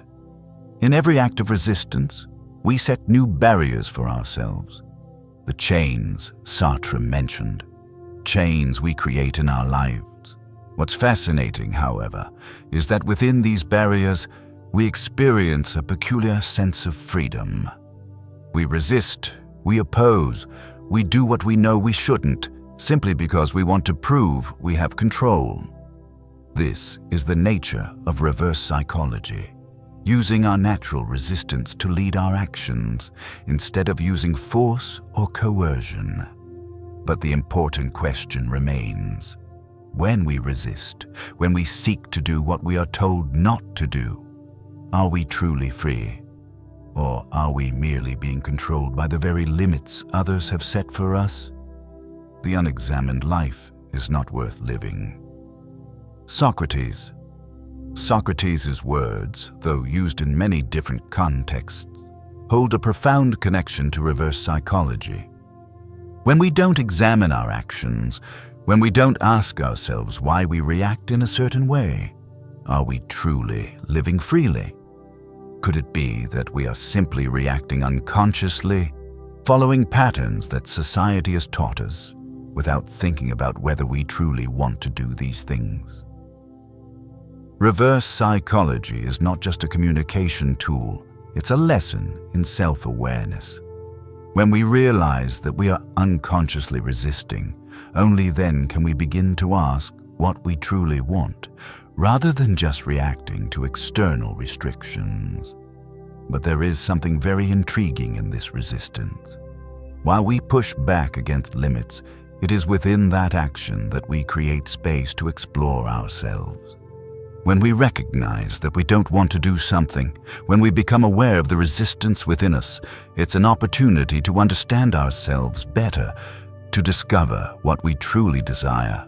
In every act of resistance, in every attempt to challenge a prohibition, we may uncover hidden desires we hadn't recognized before. He who has a why to live can bear almost any how. Friedrich Nietzsche, one of the most famous philosophers of the 19th century, pointed out that when we know the why to live, we can endure almost any how. Reverse psychology can be a way for us to discover the why in life. When we are told not to do something, it may awaken a longing for freedom within us, a desire to do what others deem impossible. And in that act, in the resistance, we find our reason for living, to feel that we can choose for ourselves, that no one can control us but ourselves. Reverse psychology, therefore, is not just a tool for communication, but also a reminder of the power of self-awareness and freedom. When we understand that we are resisting for a deeper reason, we are no longer just reacting. We are actively choosing our path. Perhaps in this very resistance, we will find ourselves, find our why to live, and continue our journey with meaningful, free choices after delving into psychological tactics like reverse psychology, where we explored our natural instinct to assert control and resist external limitations. We now continue our journey into another intriguing aspect of human cognition: Can we truly make decisions freely? Or are our choices influenced by the first pieces of information we encounter, factors we might never even realize? This is the anchoring bias, a psychological phenomenon where the first piece of information we receive can profoundly affect how we perceive and evaluate all subsequent information, creating a bias in our judgment. Imagine you are facing an important decision in your life, perhaps choosing a new job, deciding whether to purchase an expensive item, or simply making a personal choice that you believe will change your life. You receive the first piece of information about this choice, maybe the price of the item you want to buy, or the salary of the job you're considering. And despite having ample other information to evaluate, your decision is still influenced by the first number you've encountered. This initial piece of information, though perhaps not the most important factor, dominates your mind, creating an anchor that you can't detach from and prevents you from seeing the situation objectively. The first step in wisdom is to ask questions. The second is to listen to the answers. Thomas Bergner's words serve as a valuable reminder about the importance of asking questions and listening to answers with sincerity. But in the case of anchoring bias, our listening and evaluation are strongly influenced by what we hear first, and this prevents us from truly being free in our choices. When the first piece of information dominates how we make decisions, we may overlook other crucial factors, real answers that reflect the truth of the situation. And this bias, though unconscious, can lead us to make poor decisions. The story of anchoring bias also forces us to reflect on how the human mind seeks stability, even when we may not be consciously aware of it. In a world full of change and uncertainty, humans tend to cling to the first factors they encounter: a price, an impression, an initial relationship. These factors become anchors in our minds, helping us feel that we have found something solid in an uncertain world. But it is this very anchoring that can limit our ability to view things clearly, preventing us from recognizing better opportunities, better choices that might be waiting. We are what we believe. Buddha's words offer a deeper perspective on the anchoring bias. Our beliefs, like anchors in our minds, can be shaped by the first impressions or information we receive. If that initial information is inaccurate or incomplete, our beliefs become distorted and biased. But if we can pause, question, and reconsider the information we've received, we can change those beliefs and make better decisions. What's interesting is that anchoring bias doesn't just affect purchasing decisions or simple choices in life. It influences even deeper decisions, the important choices we make in our lives. Think about a relationship you've started. The first impressions of that person, the initial emotions and behaviors you observe, may have created an anchor in your mind, causing you to view that person in a certain way, even though later on, you may realize that those first impressions were not entirely accurate. Anchoring bias may have prevented you from seeing that person objectively, causing you to cling to beliefs that are not always true.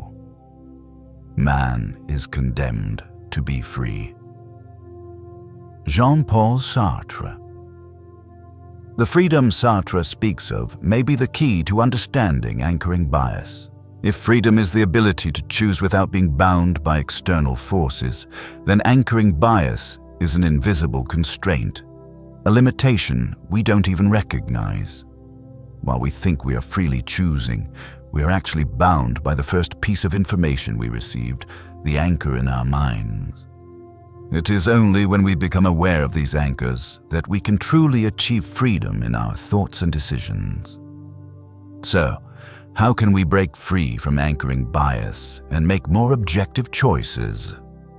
The answer may lie in slowing down, thinking carefully, and questioning every piece of information we encounter. When we realize that initial factors may be influencing our decisions, we can gradually begin to detach those anchors and find more thoughtful, wiser choices.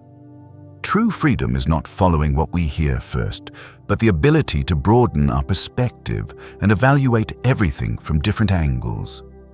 After reflecting on the subtle psychological effects of reverse psychology, where we explored our natural instinct to assert control and resist external constraints, we now step into an even deeper realm of human psychology: the observer's paradox. This intriguing and thought-provoking paradox suggests that our very act of observation can alter the very things we are attempting to understand, disrupting objectivity and the authenticity of everything around us.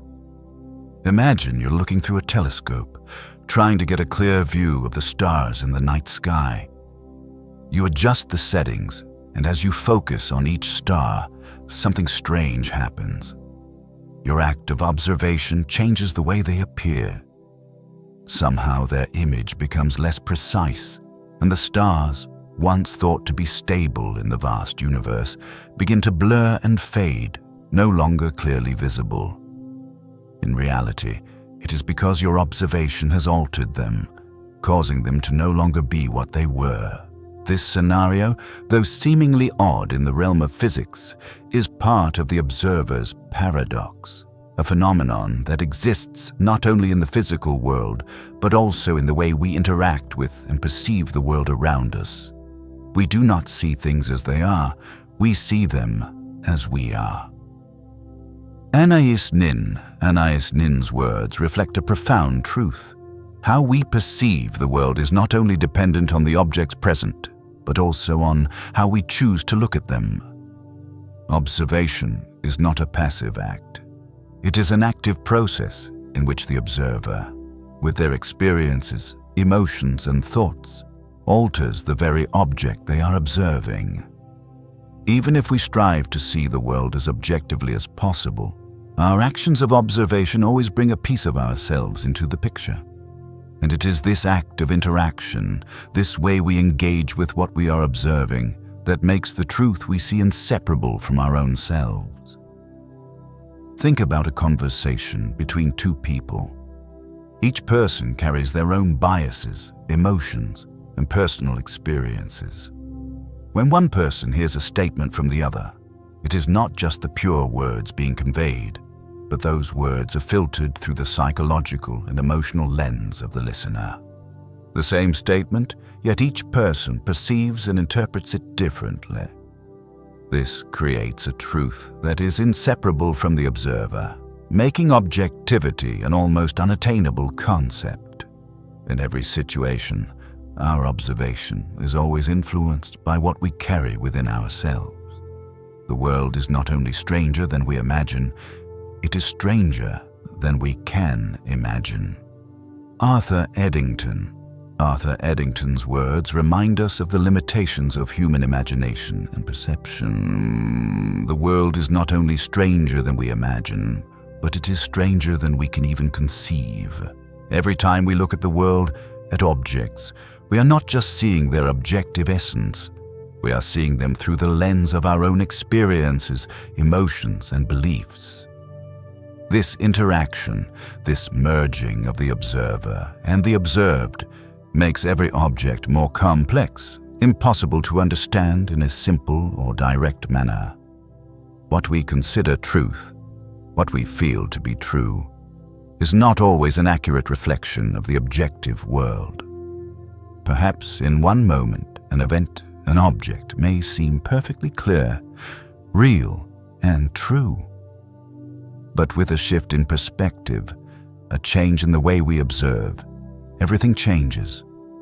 This is the essence of the observer's paradox. Truth is not something that exists in the world on its own, but is created through every act of observation, through every interaction we have with the world. The greatest truth is that which enables us to understand all other truths.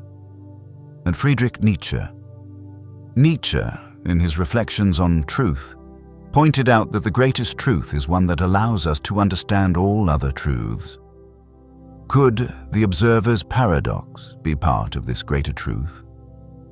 When we recognize that every act of observation brings change, a distortion in the world we perceive, can we find a larger view of truth, one that embraces the world, the universe, and ourselves? Can we move beyond seeing the world through the subjective lens we carry and reach deeper understanding? Perhaps in accepting that every observation can alter the very thing we are seeing, we find a new kind of humility in understanding. This humility is not a resignation from the pursuit of truth, but an acknowledgement of the complexity and imperfection inherent in knowing. When we recognize that everything we know is influenced by how we see it, we no longer consider ourselves as holders of absolute truth.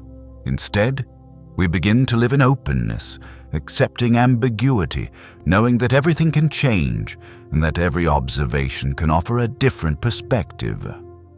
After reflecting on the subtle psychological tactics like reverse psychology, where we explored our natural instinct to assert control and resist external constraints, we now step into another paradox, one that doesn't only occur within our minds, but is also manipulated from the outside by those with the intent to control and obscure our perception of reality.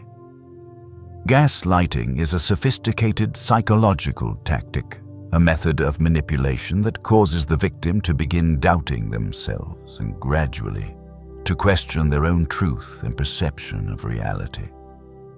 This is not merely a form of manipulation. It is a deep and intricate process that undermines the very foundation of what we know, making it impossible to recognize the truth we once trusted. Imagine you're in a relationship. It could be with a friend, a family member, or a colleague. Everything seems fine at first, but gradually, you begin to sense that something is wrong. Small actions, harmless comments at first, such as, "You're remembering that wrong," or "I never said that," begin to grow more frequent. What you remember, what you believe to be true, starts to be denied, and in its place are words that cause you to doubt yourself. You find yourself no longer trusting your emotions, memories, or your own judgment. You begin asking, "Am I really right?" And in those moments, your self-confidence slowly fades away, leaving only a sense of insecurity and doubt about yourself. The greatest deception men suffer is from their own opinions. Leonardo da Vinci. Leonardo da Vinci's words serve as a warning about the self-deception we can fall victim to. When we live under the manipulation of gaslighting, we begin to fall into a trap we have created ourselves, a trap of endless doubt. Gaslighting is not just about someone else distorting the truth. It's about breaking down our own ability to perceive the truth. The manipulator doesn't just erase reality. They strip us of the power to recognize that reality. We begin to believe lies so deeply that they become our truth. And, as Da Vinci pointed out, this deception doesn't come from outside. It comes from our own beliefs, the false notions we've absorbed. In a world full of ambiguous truths and sophisticated schemes, can we maintain our perception of reality? Gaslighting is not only a tactic used in personal relationships, it also appears in many social and political contexts. Lies, misinformation, and distorted narratives are repeated until they become truths that everyone believes. But do we truly live in a world of truth? Or are we simply living in a world of truth that have been crafted, causing us to believe in things that aren't true? You cannot step twice into the same river. Heraclitus, who once said that we cannot step into the same river twice, would likely agree with the changes brought by gaslighting. Just like a river constantly flowing, our perception can be swept away by the powerful currents of false information. Every time we face manipulation, we move further away from the reality we once knew, like stepping into a river that we can never return to. In this change, the ambiguity slowly takes over, making it harder for us to recognize ourselves.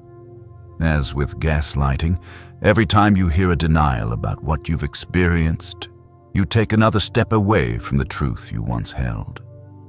We can understand that gaslighting is not just a simple tactic, but a way to blur the line between right and wrong, truth and lies. When others make us doubt ourselves, we don't just lose our self-confidence. We lose our ability to perceive the world and ourselves. This deeply affects the way we view life, as what we once believed in no longer seems clear. And this, like a river that never stops flowing, can leave us feeling exhausted, unable to find a safe shore. What we achieve inwardly will change outer reality. Plutarch's words offer a light in the darkness of this gaslighting struggle.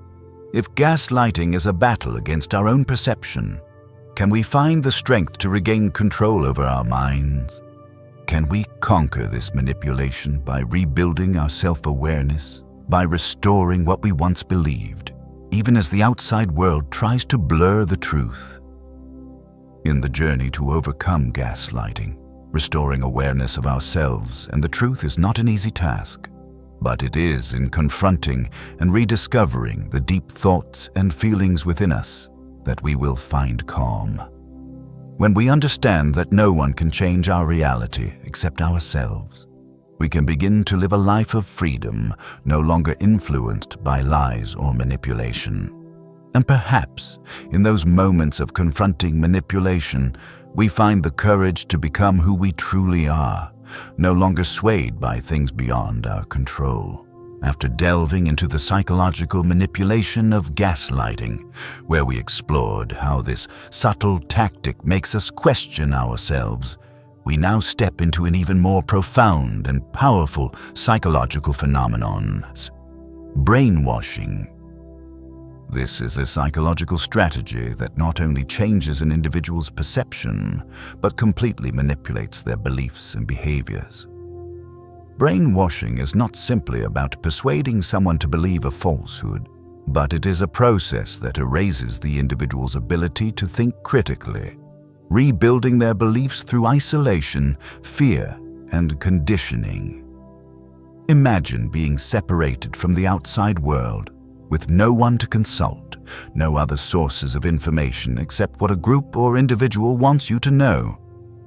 You begin to hear the same messages repeated over and over, and over time, these messages start to sink deep into your mind. The isolation, the fear, and the constant repetition of these words make you lose the ability to self-reflect, to think independently. The outside world, differing perspectives, gradually fade and become unfamiliar. And in that space, you're no longer yourself. You are merely the beliefs and thoughts that others have planted in your mind. The unexamined life is not worth living. Socrates' famous saying about an unexamined life serves as a reminder of the freedom in thought. But in the case of brainwashing, that freedom no longer exists. The thoughts, beliefs, and perceptions we once thought were our own are no longer ours. Through manipulation, isolation, and fear, our ability to ask questions, analyze, and make independent choices is erased. And in this lack of self-awareness, we fall into the trap of brainwashing. In a world where information is controlled and opposing viewpoints are eliminated, we can easily become victims of brainwashing tactics. By isolating us from differing sources of information, the manipulators leave us with only one choice: to believe what they say, accept what they impose, and live in a reality where we no longer have the freedom to choose. He who has a why to live can bear almost any how. Friedrich Nietzsche. Nietzsche, in his reflections, pointed out that when we know the why to live, we can endure anyhow. Brainwashing is, in a sense, an assault on our why. When our ability to think critically is stripped away, when all the reasons we had to live are manipulated, can we still find a reason to live? When we are deprived of the power to think for ourselves, we no longer see the purpose of life, and life becomes a series of actions without meaning, without freedom. Brainwashing, as Nietzsche suggests, is the deprivation of our why in life.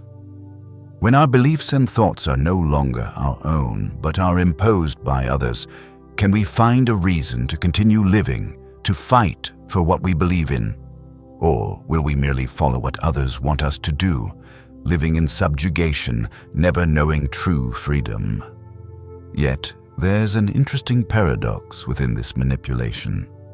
While brainwashing takes away our ability to think independently, it also brings us face to face with the ambiguity of ourselves, with the loss of awareness. It is through the struggle to regain the freedom of thought, to regain the ability to think and understand independently, that we find a latent strength and energy to free ourselves from these manipulations. And from there, we can begin the process of recreating ourselves, rebuilding our lives and our beliefs. We are what we believe. Buddha's words about belief reflect a profound truth.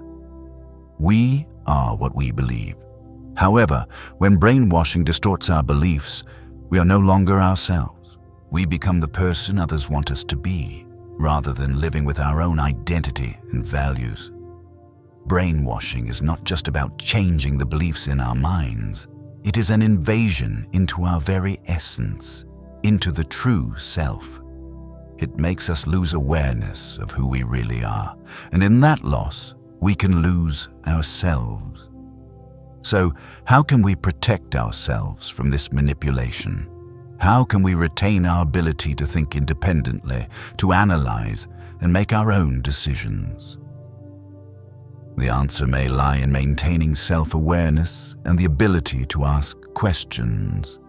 When we begin to doubt the information being fed to us, when we dare to question the thoughts and beliefs we hold, we can protect ourselves from brainwashing. This requires courage to face uncomfortable truths, to re-examine ourselves and the world around us, and to begin rebuilding trust in ourselves. The truth will set you free, but first, it will make you miserable. James A. Garfield. James A. Garfield's words, though harsh, bring forth a deep truth. When we begin confronting the truth, especially when we have been manipulated, it can make us feel uncomfortable and pained. But it is in that discomfort that we find true freedom, the freedom to reawaken our perception of ourselves and the world around us. And through that freedom, we can rediscover our true selves, break free from manipulation, and build a fuller, more meaningful life. After reflecting on the psychological manipulation of gaslighting, where beliefs and perceptions are subtly distorted, we now enter another fascinating psychological phenomenon: love bombing. This is a psychological tactic that uses excessive affection and attention to create emotional dependency, only to later withdraw all of it, leaving the victim feeling deprived and craving more. In this cycle, love becomes a tool of manipulation, creating an addictive loop where the victim constantly seeks validation and affection, unaware that they are being controlled. Imagine you begin a relationship. It could be a new friendship, a romantic relationship, or even a professional connection. From the start, you feel loved, cared for, and receive constant attention. Every message, every gesture is filled with affection, and you feel as if you are the center of the other person's world. Everything feels like a dream, as though you've found a safe haven where you are loved unconditionally. But then, suddenly, over time, those loving gestures begin to dwindle. The messages become less frequent. The calls no longer last as long as before. You sense a growing distance, but you can't understand why. And then those moments of love flare up again, like an emotional explosion, drawing you back into the cycle of dependence, always craving more affection and validation. The greatest wealth is to live content with little. Plato's words offer a deep perspective on satisfaction and dependency. When we are content with what we have, not constantly chasing after unfulfilled desires, we can find true peace.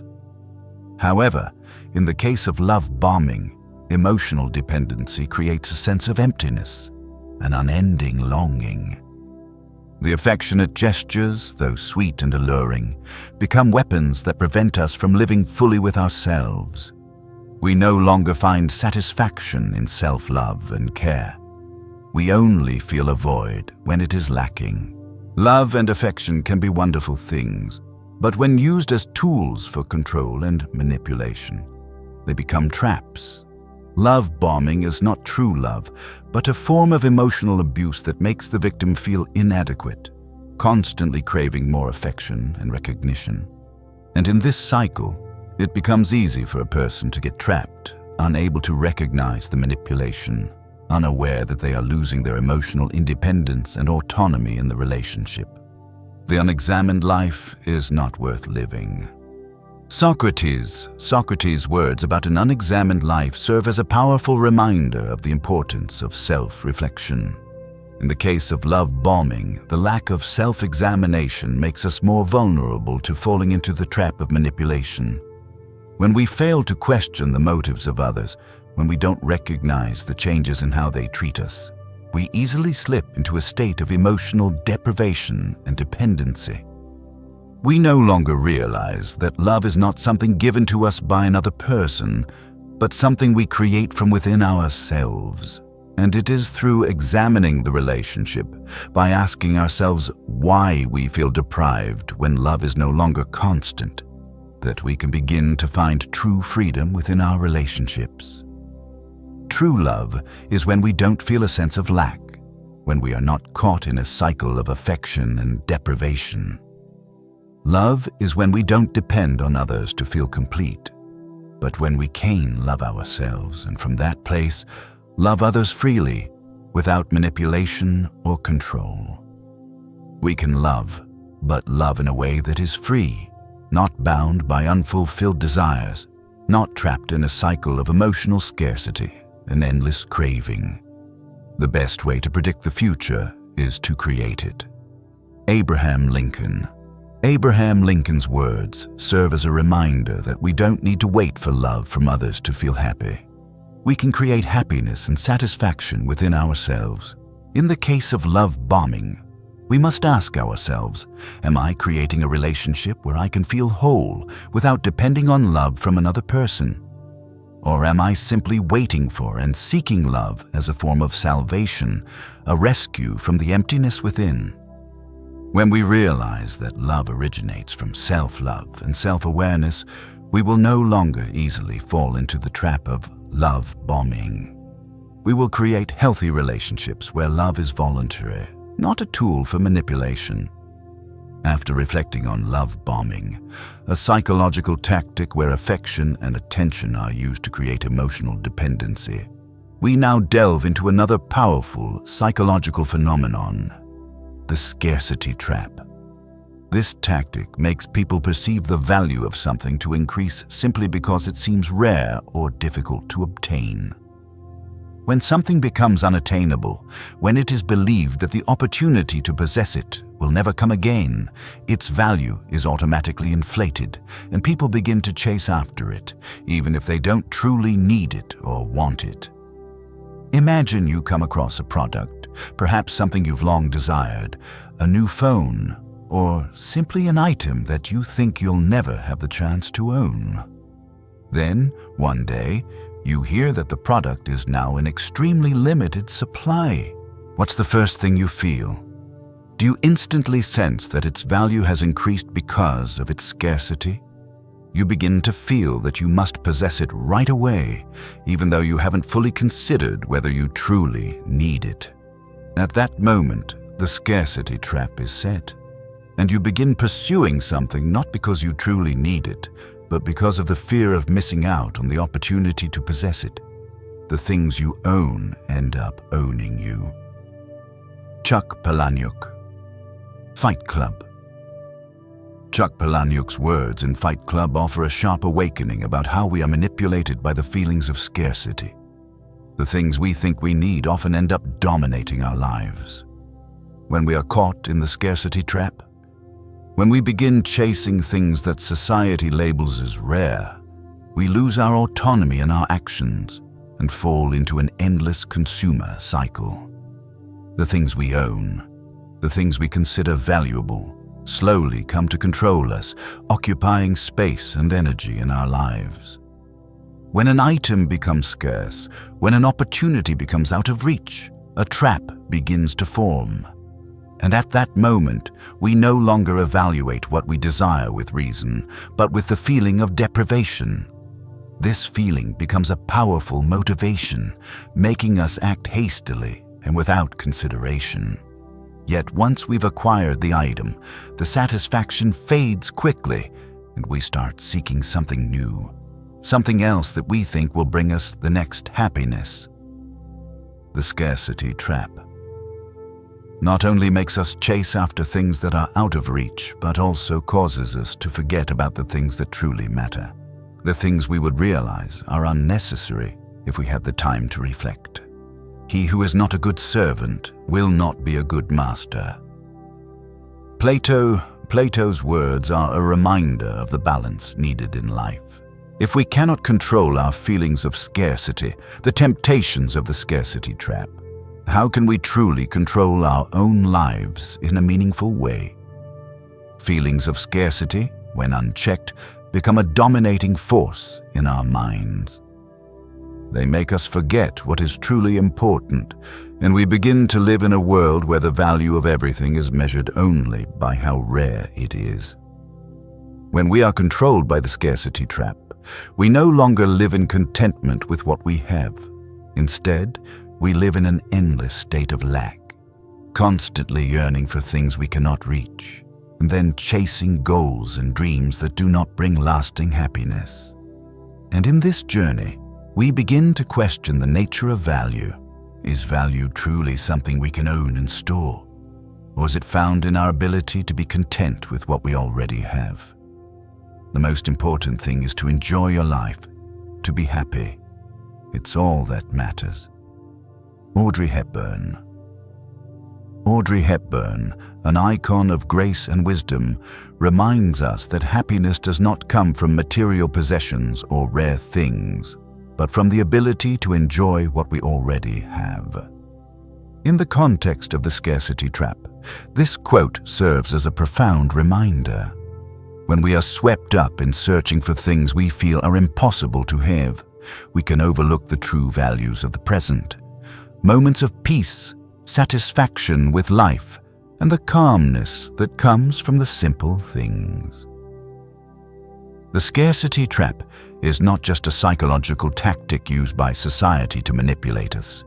It is also a warning about the feelings of scarcity within ourselves. When we live in a constant state of lack, always longing for something out of reach, we lose the ability to live fully with what we have. Happiness is not something that will come once we have everything.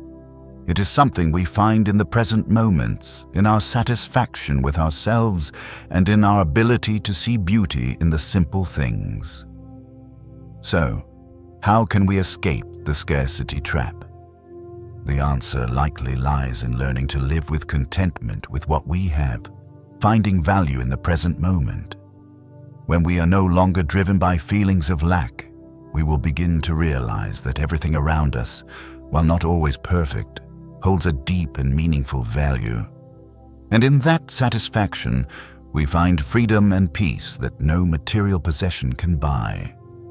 After delving into the subtle psychological tactics of love bombing, where excessive affection and attention are used to create emotional dependency, we now move forward to explore another complex psychological phenomenon: guilt tripping. This is a tactic used to manipulate our emotions, making us feel guilty for not meeting the expectations or desires of others. Guilt tripping is not direct control, but rather a way to make us feel responsible for acting according to someone else's wishes, creating an emotional manipulation without the use of power or coercion. Imagine a situation in your life, perhaps in a relationship or even at work. A friend, a family member, or a colleague asks you to do something you don't truly want to do. They don't outright command or demand it. Instead, they use a more subtle approach. They begin to instill a sense of guilt in you, making you feel that if you don't comply, you'll disappoint them or even make them upset. They might say things like, "I was really hoping you would help me," or "I've done so much for you, can't you do this for me?" And gradually, you feel like you cannot refuse, even though deep inside, you know it's not something you want to do. The greatest trick the devil ever pulled was convincing the world he didn't exist. Charles Baudelaire. Charles Baudelaire's famous line from The Devil's Advocate is a perfect metaphor for how guilt tripping works. Much like how the devil can hide in plain sight, guilt tripping is an invisible strategy, subtly infiltrating our minds without leaving an obvious trace. It's not like coercion or direct control. It's a quiet manipulation of our feelings, making us feel guilty, as though we have an obligation to do something, even if we don't truly want to. This covert manipulation makes it difficult for us to recognize that we're being controlled, and we often act according to others' expectations, which have been imposed on us without clarity. When we're subjected to guilt tripping, we lose our ability to choose freely according to our own desires and values. Instead, we begin to act according to the expectations of others, simply because the guilt has been planted in our minds.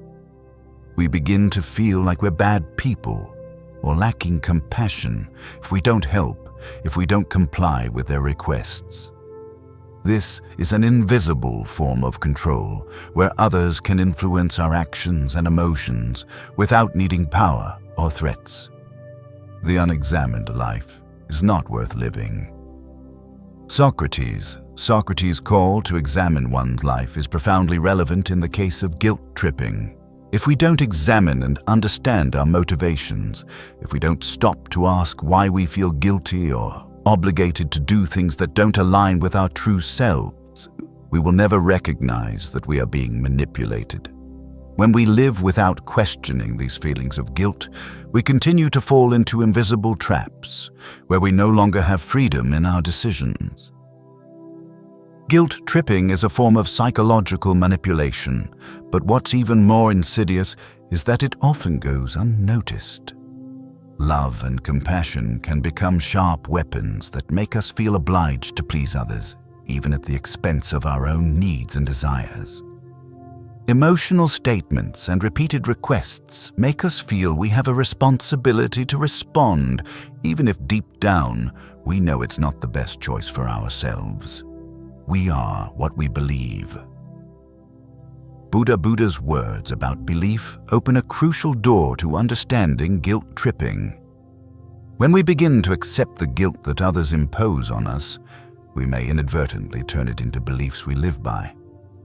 I am a bad person if I don't help. I'm not compassionate if I refuse. And these distorted beliefs can lead us to act not for our own benefit, but because of others' expectations. If we don't re-examine these beliefs, we may unknowingly make ourselves victims of guilt tripping. To thine own self be true. William Shakespeare. William Shakespeare, in Hamlet, pointed out that the most important thing is to be true to ourselves. Guilt tripping makes us forget this, making us live for others, according to what others want from us. To break free from this manipulation, we must learn how to say no when necessary, how to protect our freedom of mind and emotions. Only when we are honest with ourselves can we truly be free free from unwarranted guilt and find peace in the decisions we make.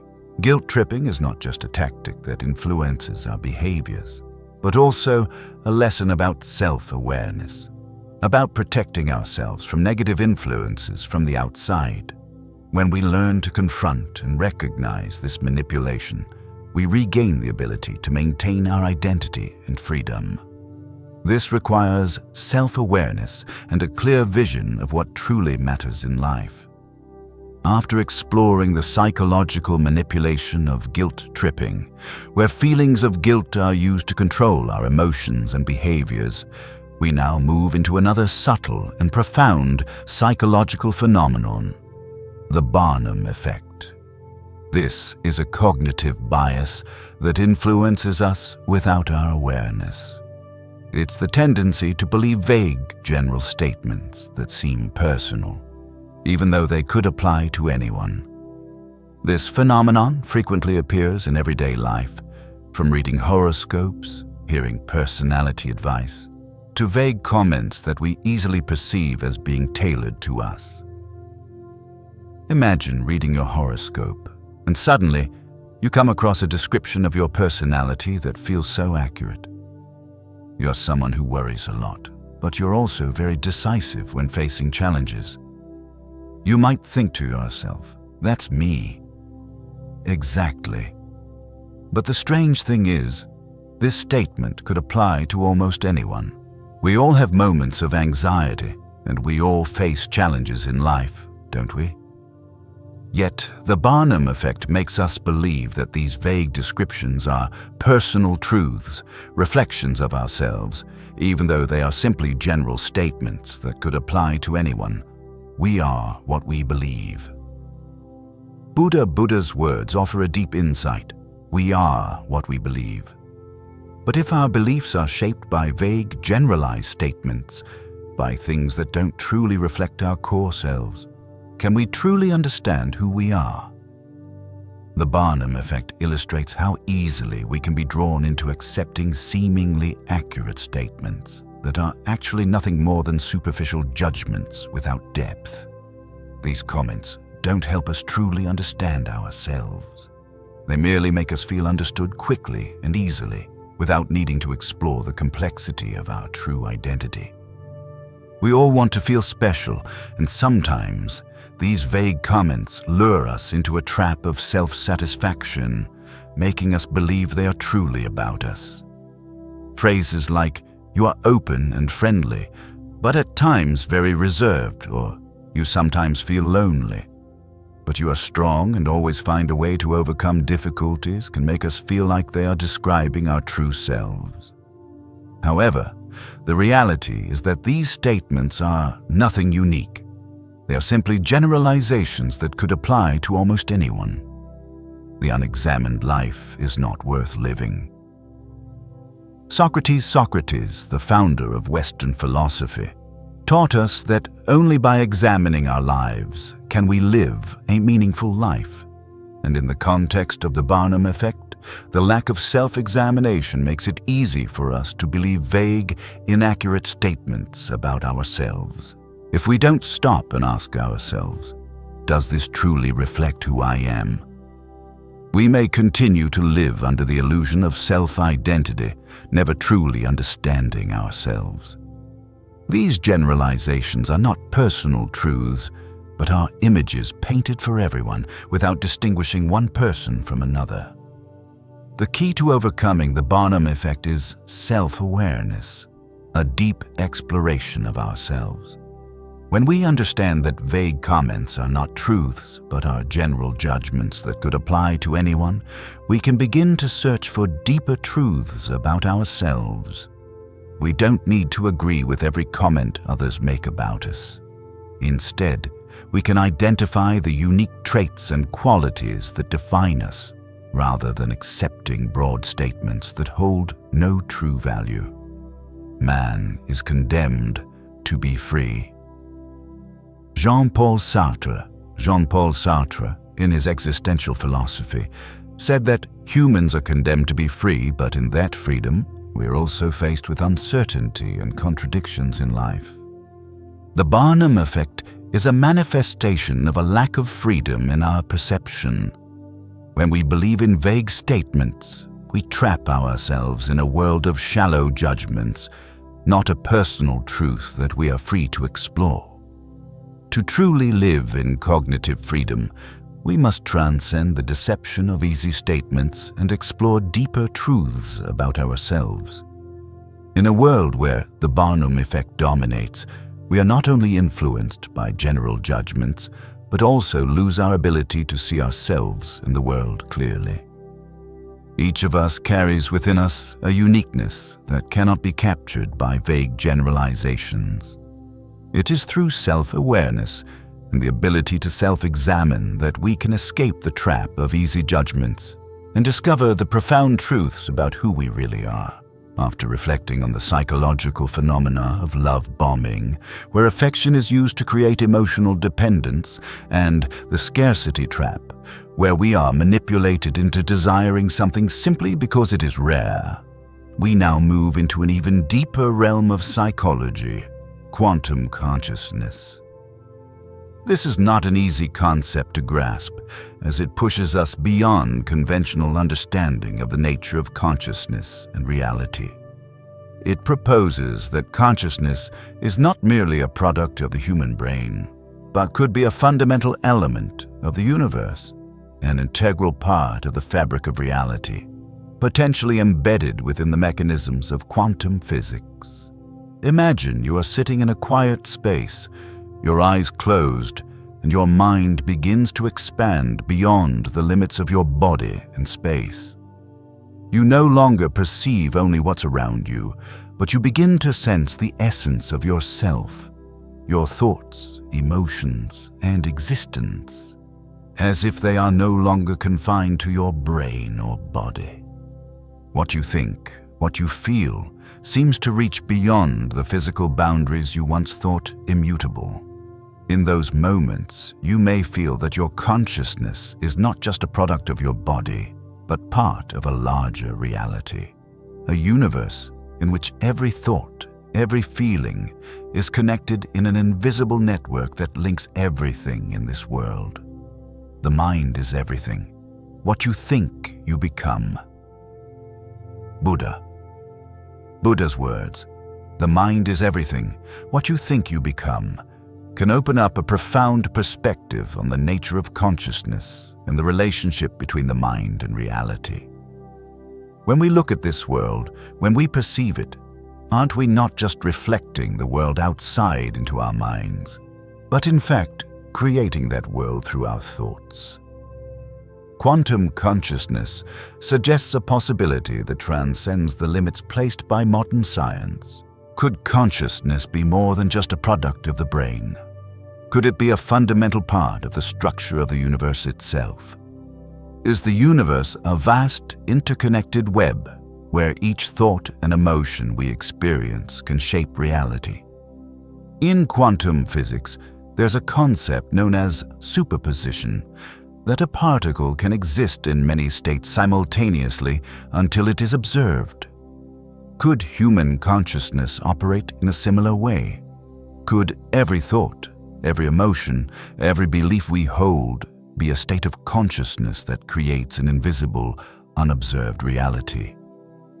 And in each moment when we focus, when we observe and think, aren't we not just illuminating a reality, but changing it? This leads us to question the connection between consciousness and the universe, and our ability to form and affect reality through our very thoughts and perceptions. I am not what happened to me. I am what I choose to become. Carl Jung, who dedicated his life to exploring the human psyche, said that we are not what happens to us, but what we choose to become. These reflections help us understand quantum consciousness more clearly. In each moment of awareness, are we not simply reflecting the external world, but also actively choosing and altering that reality? When we choose to think in a certain way, can we change the world around us, not just through physical action, but through changes in consciousness itself? And in those moments when we deeply connect with our true selves, when we recognize the latent power of thought, could we see that the essence of consciousness is not just a personal phenomenon, but a part of a larger reality where everything is interconnected and interactive? The observer, when he seems to himself to be observing a stone, is really, if physics is to be believed, observing the effects of the stone upon himself. James Jeans, a renowned physicist, once said, "The observer, when he seems to himself to be observing a stone, is really, if physics is to be believed, observing the effects of the stone upon himself." This may be the key to understanding quantum consciousness. When we observe an object in this world, we are not merely observing the object itself, but we are perceiving it through the influence it has on our mind and our perception. Is reality, as quantum physicists suggest, not a purely objective, separate entity, but rather an ongoing connection between the observer and the observed? Could it be that in each act of observation, in each moment we focus and perceive, we are not just clarifying a reality, but changing it in ways that cannot be foreseen? So, if consciousness is not merely a product of the brain, but an indispensable part of the universe's structure, as quantum consciousness suggests, can we gain a deeper understanding of the nature of existence, of the connection between the self and the world around us? Could it be that in every moment of awareness, we are not merely perceiving the world, but actively contributing to its creation? This is not just a scientific theory. It is a journey of self-exploration to better understand the infinite potential of consciousness and the interconnection between all of us and the universe. Not everything that is faced can be changed, but nothing can be changed until it is faced. James Baldwin's words serve as a reminder of the power of awareness and consciousness. When we confront profound questions about the nature of consciousness and reality, we are not just seeking to change the world around us, but to change ourselves. Every awareness, every shift in thinking, can create profound impacts on the reality we live in. And in these moments of awareness, we find the strength to change our lives, not just through physical actions, but through the very ability to perceive and understand ourselves and the universe. After reflecting on the Barnum effect, where vague and general statements can make us believe in things that don't truly reflect our essence, we now continue our journey into a deeper and more profound realm of psychology, the concept of quantum consciousness.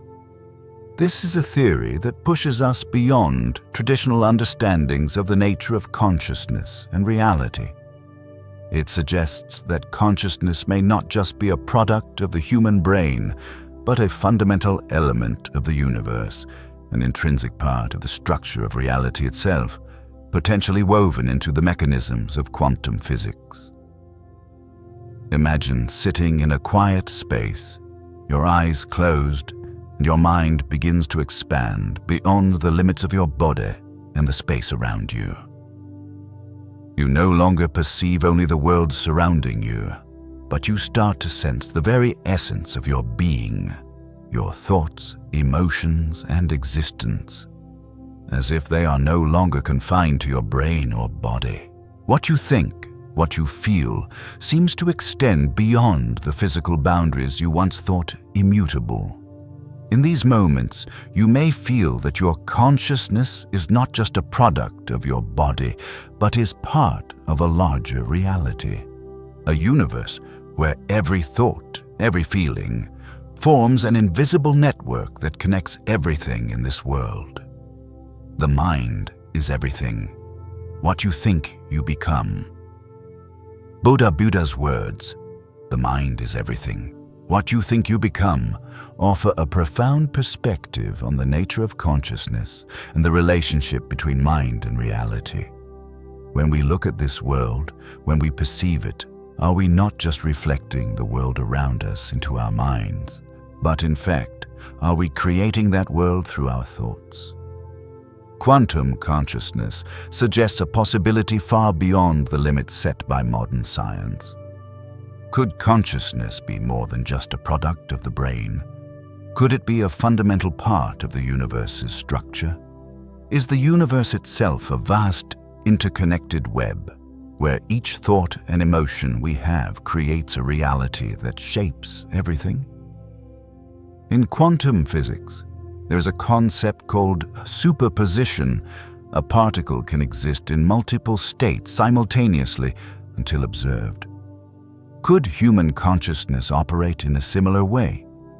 Could each thought, each emotion, and each belief we have be a state of consciousness that creates an invisible, unobserved reality?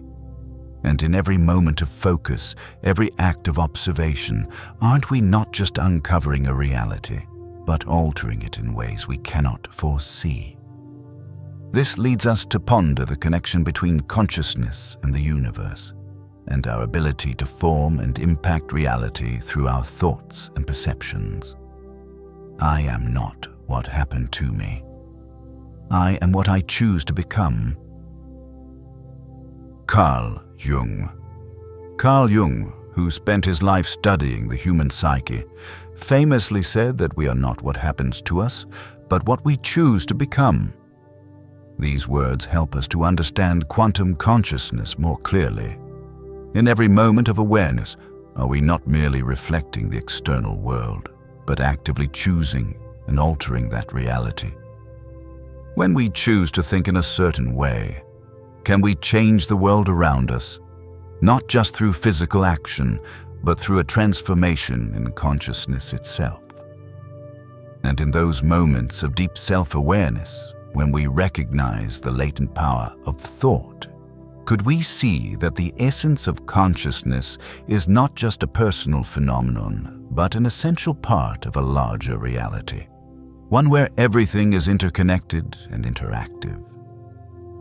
The observer, when he seems to himself to be observing a stone, is really, if physics is to be believed, observing the effects of the stone upon himself. James Jeans, a renowned physicist, once said, "The observer, when he seems to himself to be observing a stone, is really, if physics is to be believed, observing the effects of the stone upon himself." This statement may hold the key to understanding quantum consciousness. When we observe an object in the world, we are not just observing the object itself, but rather perceiving it through the influence it has on our mind and our emotions. Is reality, as quantum physicists suggest, not a purely objective, separate entity, but rather an ongoing connection between the observer and the observed? Could it be that in each act of observation, in every moment we focus and perceive, we are not just clarifying a reality, but changing it in ways that cannot be predicted? So, if consciousness is not merely a product of the brain, but an indispensable part of the structure of the universe, as the theory of quantum consciousness suggests, can we understand more deeply the nature of existence and the connection between the self and the world around us? Could it be that in every moment of awareness, we are not simply receiving the world, but actively contributing to its creation? This is not just a scientific theory. It is a journey of self-exploration to understand the infinite potential of consciousness and the interconnection between all of us and the universe. Not everything that is faced can be changed, but nothing can be changed until it is faced. James Baldwin's words serve as a reminder of the power of awareness and consciousness. When we confront profound questions about the nature of consciousness and reality, we are not just seeking to change the world around us, but also to change ourselves. Every act of awareness, every shift in thinking, can have profound effects on the reality we live in. And in these moments of awareness, we find the strength to change our lives, not just through physical action, but through the very ability to perceive and understand ourselves and the universe. after exploring the psychological manipulation of gaslighting, where we learned how subtle tactics make us doubt our perceptions, and brainwashing, where external forces completely reshape our beliefs, we now move into an even deeper question about the nature of the self. Memory and the self. How do we truly understand ourselves when our memories, which we often perceive as stable records of the past, can be distorted, recreated, and adjusted over time? Can we trust our memories when they are influenced by emotions, new thoughts, and experiences that emerge over time? We often think of memory as something we carry from the past, pieces of time, fragments of moments that have passed. When we recall an event or an emotion, we imagine we are recalling exactly what happened. However, research shows that memory is not a precise copy of the past. Rather, it is a process of reconstruction. Each time we recall something, our brain does not simply replay the recorded information. Instead, it reconstructs the memory, sometimes adding details, adjusting them, or even erasing important aspects. Memory is the diary that we all carry about with us. Oscar Wilde. Oscar Wilde once said, "Memory is the diary that we all carry about with us." But is this diary truly accurate? Each time we open it and read, does what we see truly reflect what happened?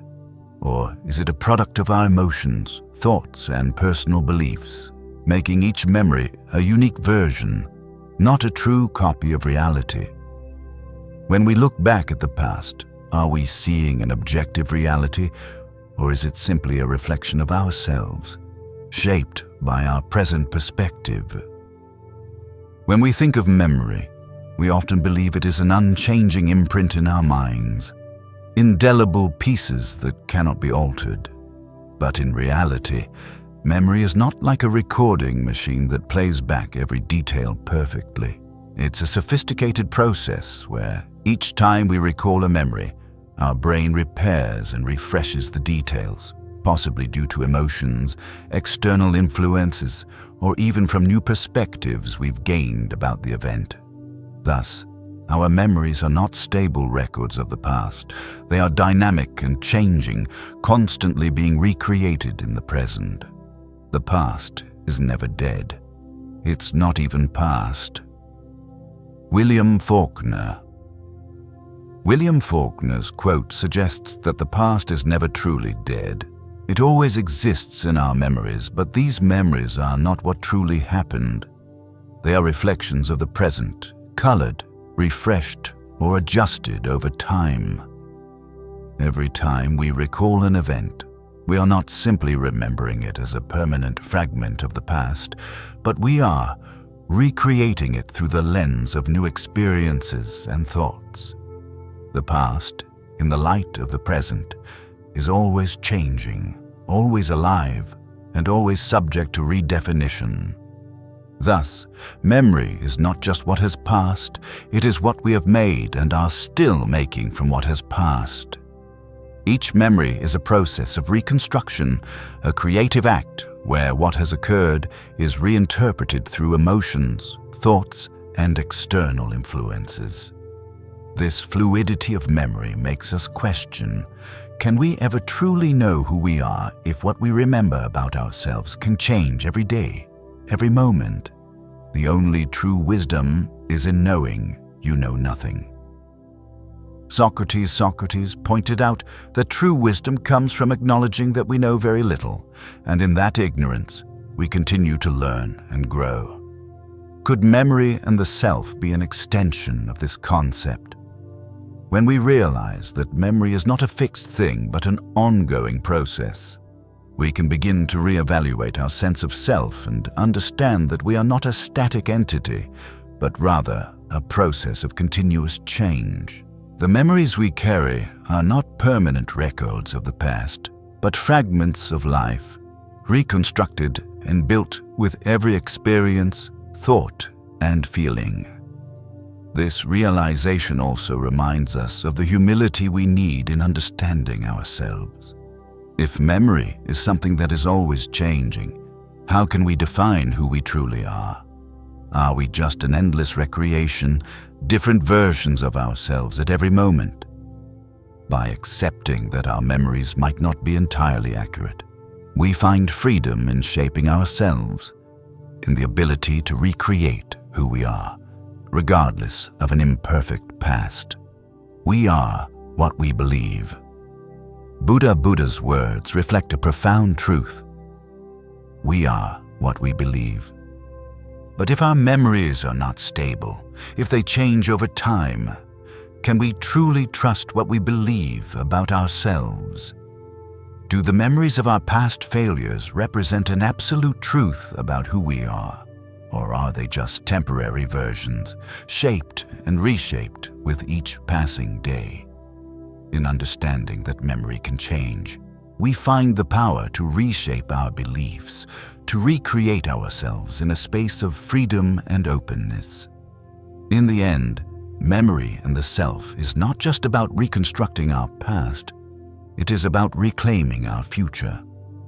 When we realize that the self is not a static entity defined by our memories, but a process of continuous reinvention, we are free to grow and evolve. By acknowledging the fluidity of memory, we empower ourselves to choose the truth we live by, to break free from past limitations, and to embrace the ever-changing nature of who we are. After reflecting on the Barnum effect, where we discussed how vague and generalized statements can make us believe things that don't truly reflect who we are, we now continue our journey by diving into a deeper philosophical paradox, the ship of Theseus. This ancient question about identity and the continuous change of a being takes on a new light in the modern age, especially in the context of technology, artificial intelligence, AI, and the ways these advancements are reshaping the essence of what it means to be human. Imagine standing before the classic ship of Theseus, a ship constructed from sturdy wood, with parts gradually replaced over time. Every time a part of the ship decays, it is replaced with a new piece of wood. When all the components of the ship have been replaced, the question arises: is it still the ship of Theseus? If you can replace every part of an object, does it still retain its original identity? And if so, is identity something unchanging, or is it constantly evolving, dependent on the parts that make it up? We are what we repeatedly do. Excellence, then, is not an act, but a habit. Aristotle's famous quote about the nature of action, "We are what we repeatedly do." Excellence, then, is not an act, but a habit, can help us rethink the question of identity in the ship of Theseus. When looking at the identity of an object, say, a ship, through the lens of constant change, we might see that its essence lies not in its individual parts, but in the continuous connection between them. Every part of the ship, every change made, is part of an ongoing journey. The act of replacing, of maintaining the ship's function and purpose, is what keeps it as the ship of Theseus. Similarly, our identity is not in fixed elements, but in the continuous process of change and growth. Man is nothing else but what he makes of himself. Jean-Paul Sartre's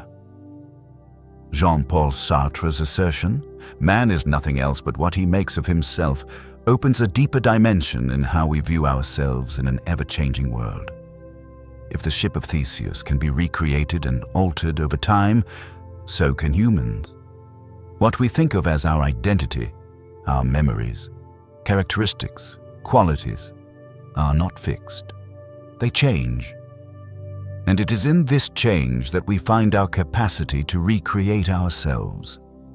Like the ship of Theseus, our identity is not made of immutable components, but is a continuous process of creation and recreation through every stage of life. Identity is not something predetermined, but is what we choose and build from what we have lived and continue to experience. The only constant in life is change. Tumam.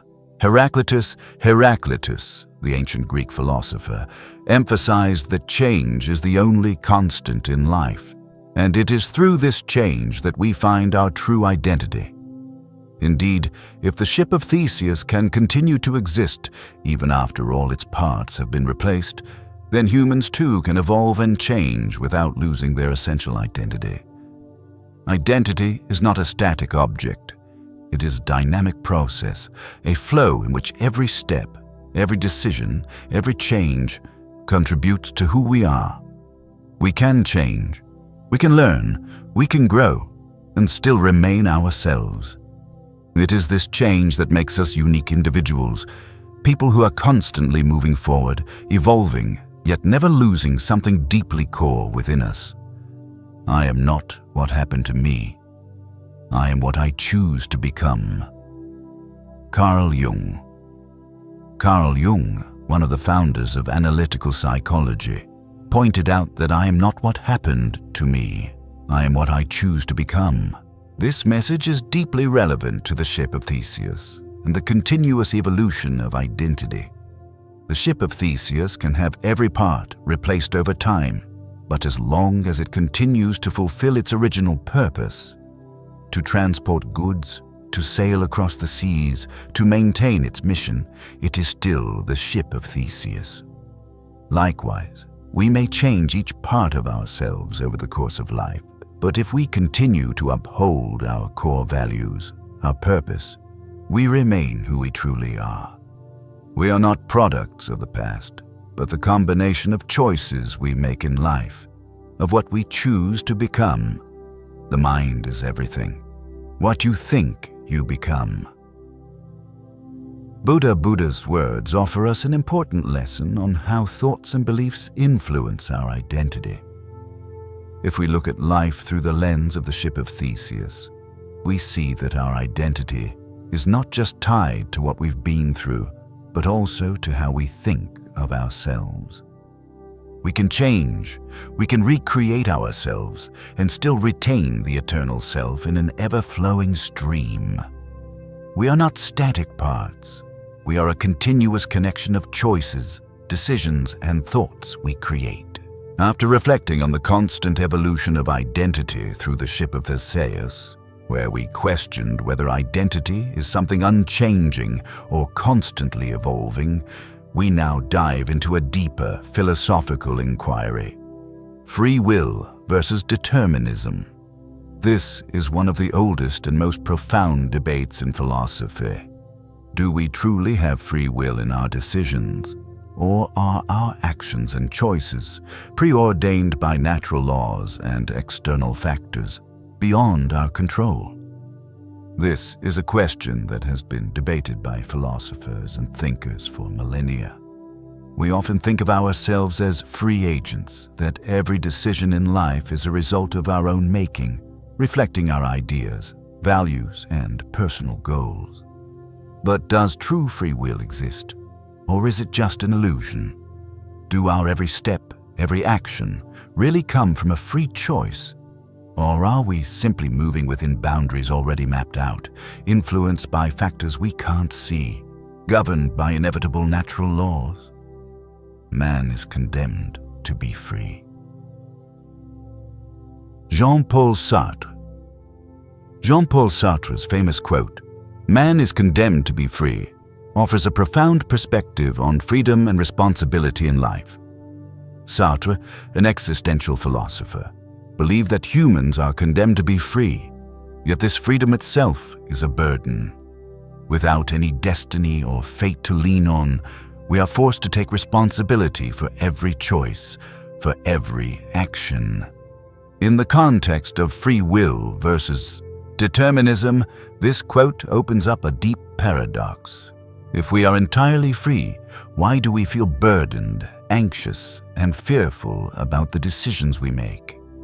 Could it be that it is precisely within this freedom, in the absence of a predetermined path, that we find our own suffering and insecurity?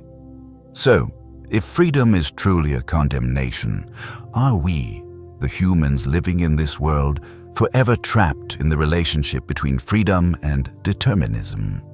When we face situations in life, can we truly make a free choice, or are all our decisions already planned, the result of a series of events beyond our control? Freedom is what you do with what's been done to you. Jean-Paul Sartre. Once again, Sartre offers a deep truth. Freedom is not about escaping what has already happened, but about how we respond to what has been determined. It is in how we react to events that have occurred, in the choices we make to respond to circumstances, that true freedom is manifested.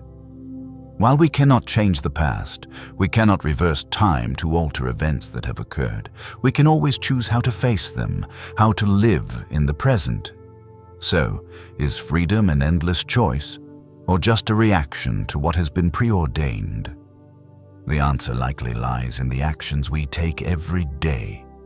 We may feel freedom when we become aware of the influences around us, when we understand that, although there are unchangeable factors, we still have the right to decide how we react, how we live in this world. In recognizing the limits of freedom, we find true freedom, not from determinism, but in our ability to choose what we can control. We are what we believe. Buddha's words reinforce a deep truth. We are what we believe.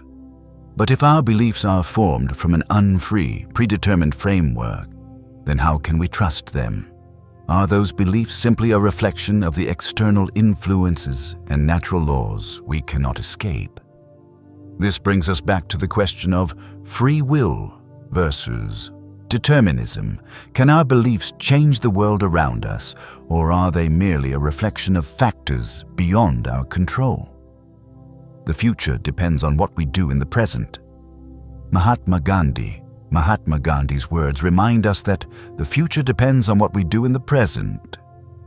This introduces a new dimension in the relationship between freedom and fate. If we can change the future through our actions in the present, can we also change ourselves and, from there, change our destiny?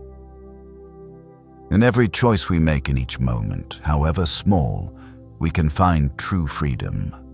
When we realize that each action can create a new future, we see that freedom is not something predetermined, but is an ability we hold in the present.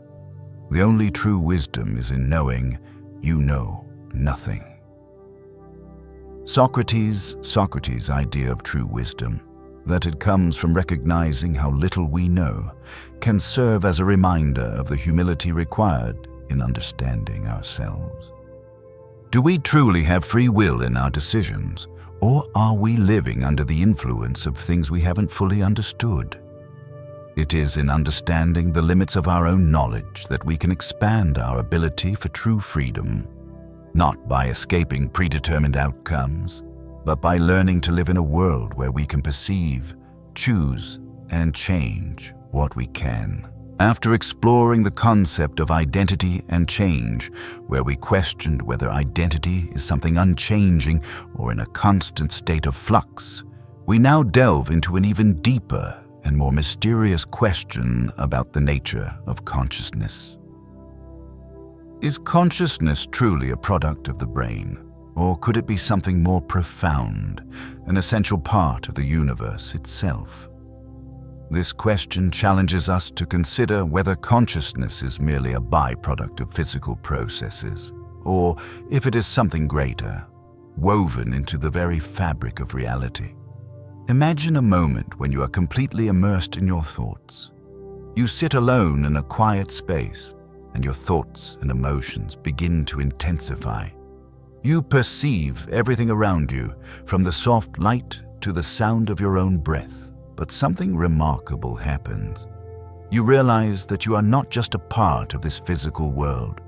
You are a being capable of awareness, experience, and perception. You begin to wonder if those sensations and thoughts are truly products of your brain's physical processes, or if there is something deeper beyond the limits of material existence that forms your consciousness. I think, therefore I am. René Descartes. René Descartes' famous assertion, "I think, therefore I am," is foundational in Western philosophy, not just as a declaration of self-existence, but as a reminder of the mystery of consciousness. Descartes argued that consciousness is what allows us to be aware of ourselves and the world around us. But why do these thoughts and sensations arise in us? Why does our brain have the capacity to create subjective experience from physical processes? Although science has uncovered much about the brain and its physiological mechanisms, consciousness remains an enigma. How can a physical entity like the brain generate emotions, deep thoughts, and subjective experiences? How can something as intangible as awareness arise from the chemical and electrical reactions in our brain cells? The mind is everything. What you think, you become. Buddha's wisdom, the mind is everything. What you think you become opens a window into understanding that consciousness is not just a reaction of the brain, but an integral part of who we are. Through our thoughts, how we perceive the world, we create our own reality. However, when questioning consciousness, is this self truly the result of a simple physical process? Or is it the mystical combination of elements that science has yet to explain? Could it be that in every moment of awareness, we are living in a mental space that we ourselves create? Or is there a truly stable self that exists beyond change and scientific explanation? And in this journey, is consciousness an inseparable part of reality, or merely an illusion we cannot fully understand? We are not human beings having a spiritual experience. We are spiritual beings having a human experience. Pierre Teilhard de Chardin. Pierre Teilhard de Chardin, a philosopher and scientist, offered a unique view of consciousness. We are not human beings having a spiritual experience. We are spiritual beings having a human experience. According to Teilhard, consciousness is not just a part of the physical body, but an entity that exists beyond the limits of the physical. If we are spiritual beings experiencing this life through a physical body, could it be that our consciousness is not simply a reflection of the brain, but a part of a larger reality where every thought and emotion has a profound impact on the world around us? In this light, consciousness may not just be a product of the brain, but an independent entity, part of a vast universe that cannot be divided. It is through self-awareness, through subjective experience, that we can uncover the true meaning of existence, regardless of how the external world changes. The problem of consciousness is the most important problem of all. David Chalmers.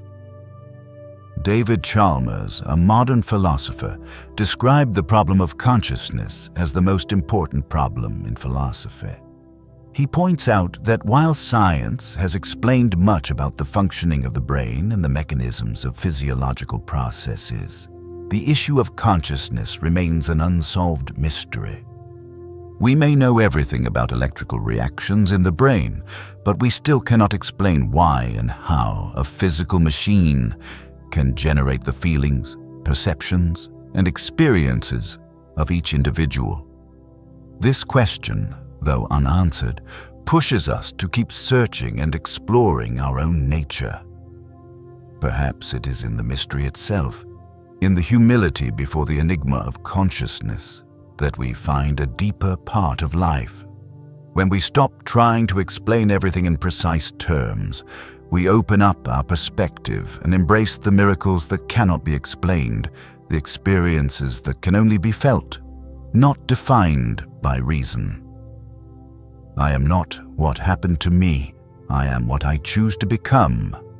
Carl Jung, in his reflections on the self and consciousness, asserted that we are not the sum of what has happened to us, but what we choose to become. When we question consciousness, We are not only exploring the nature of our identity, but also our capacity to change, recreate, and grow through every experience.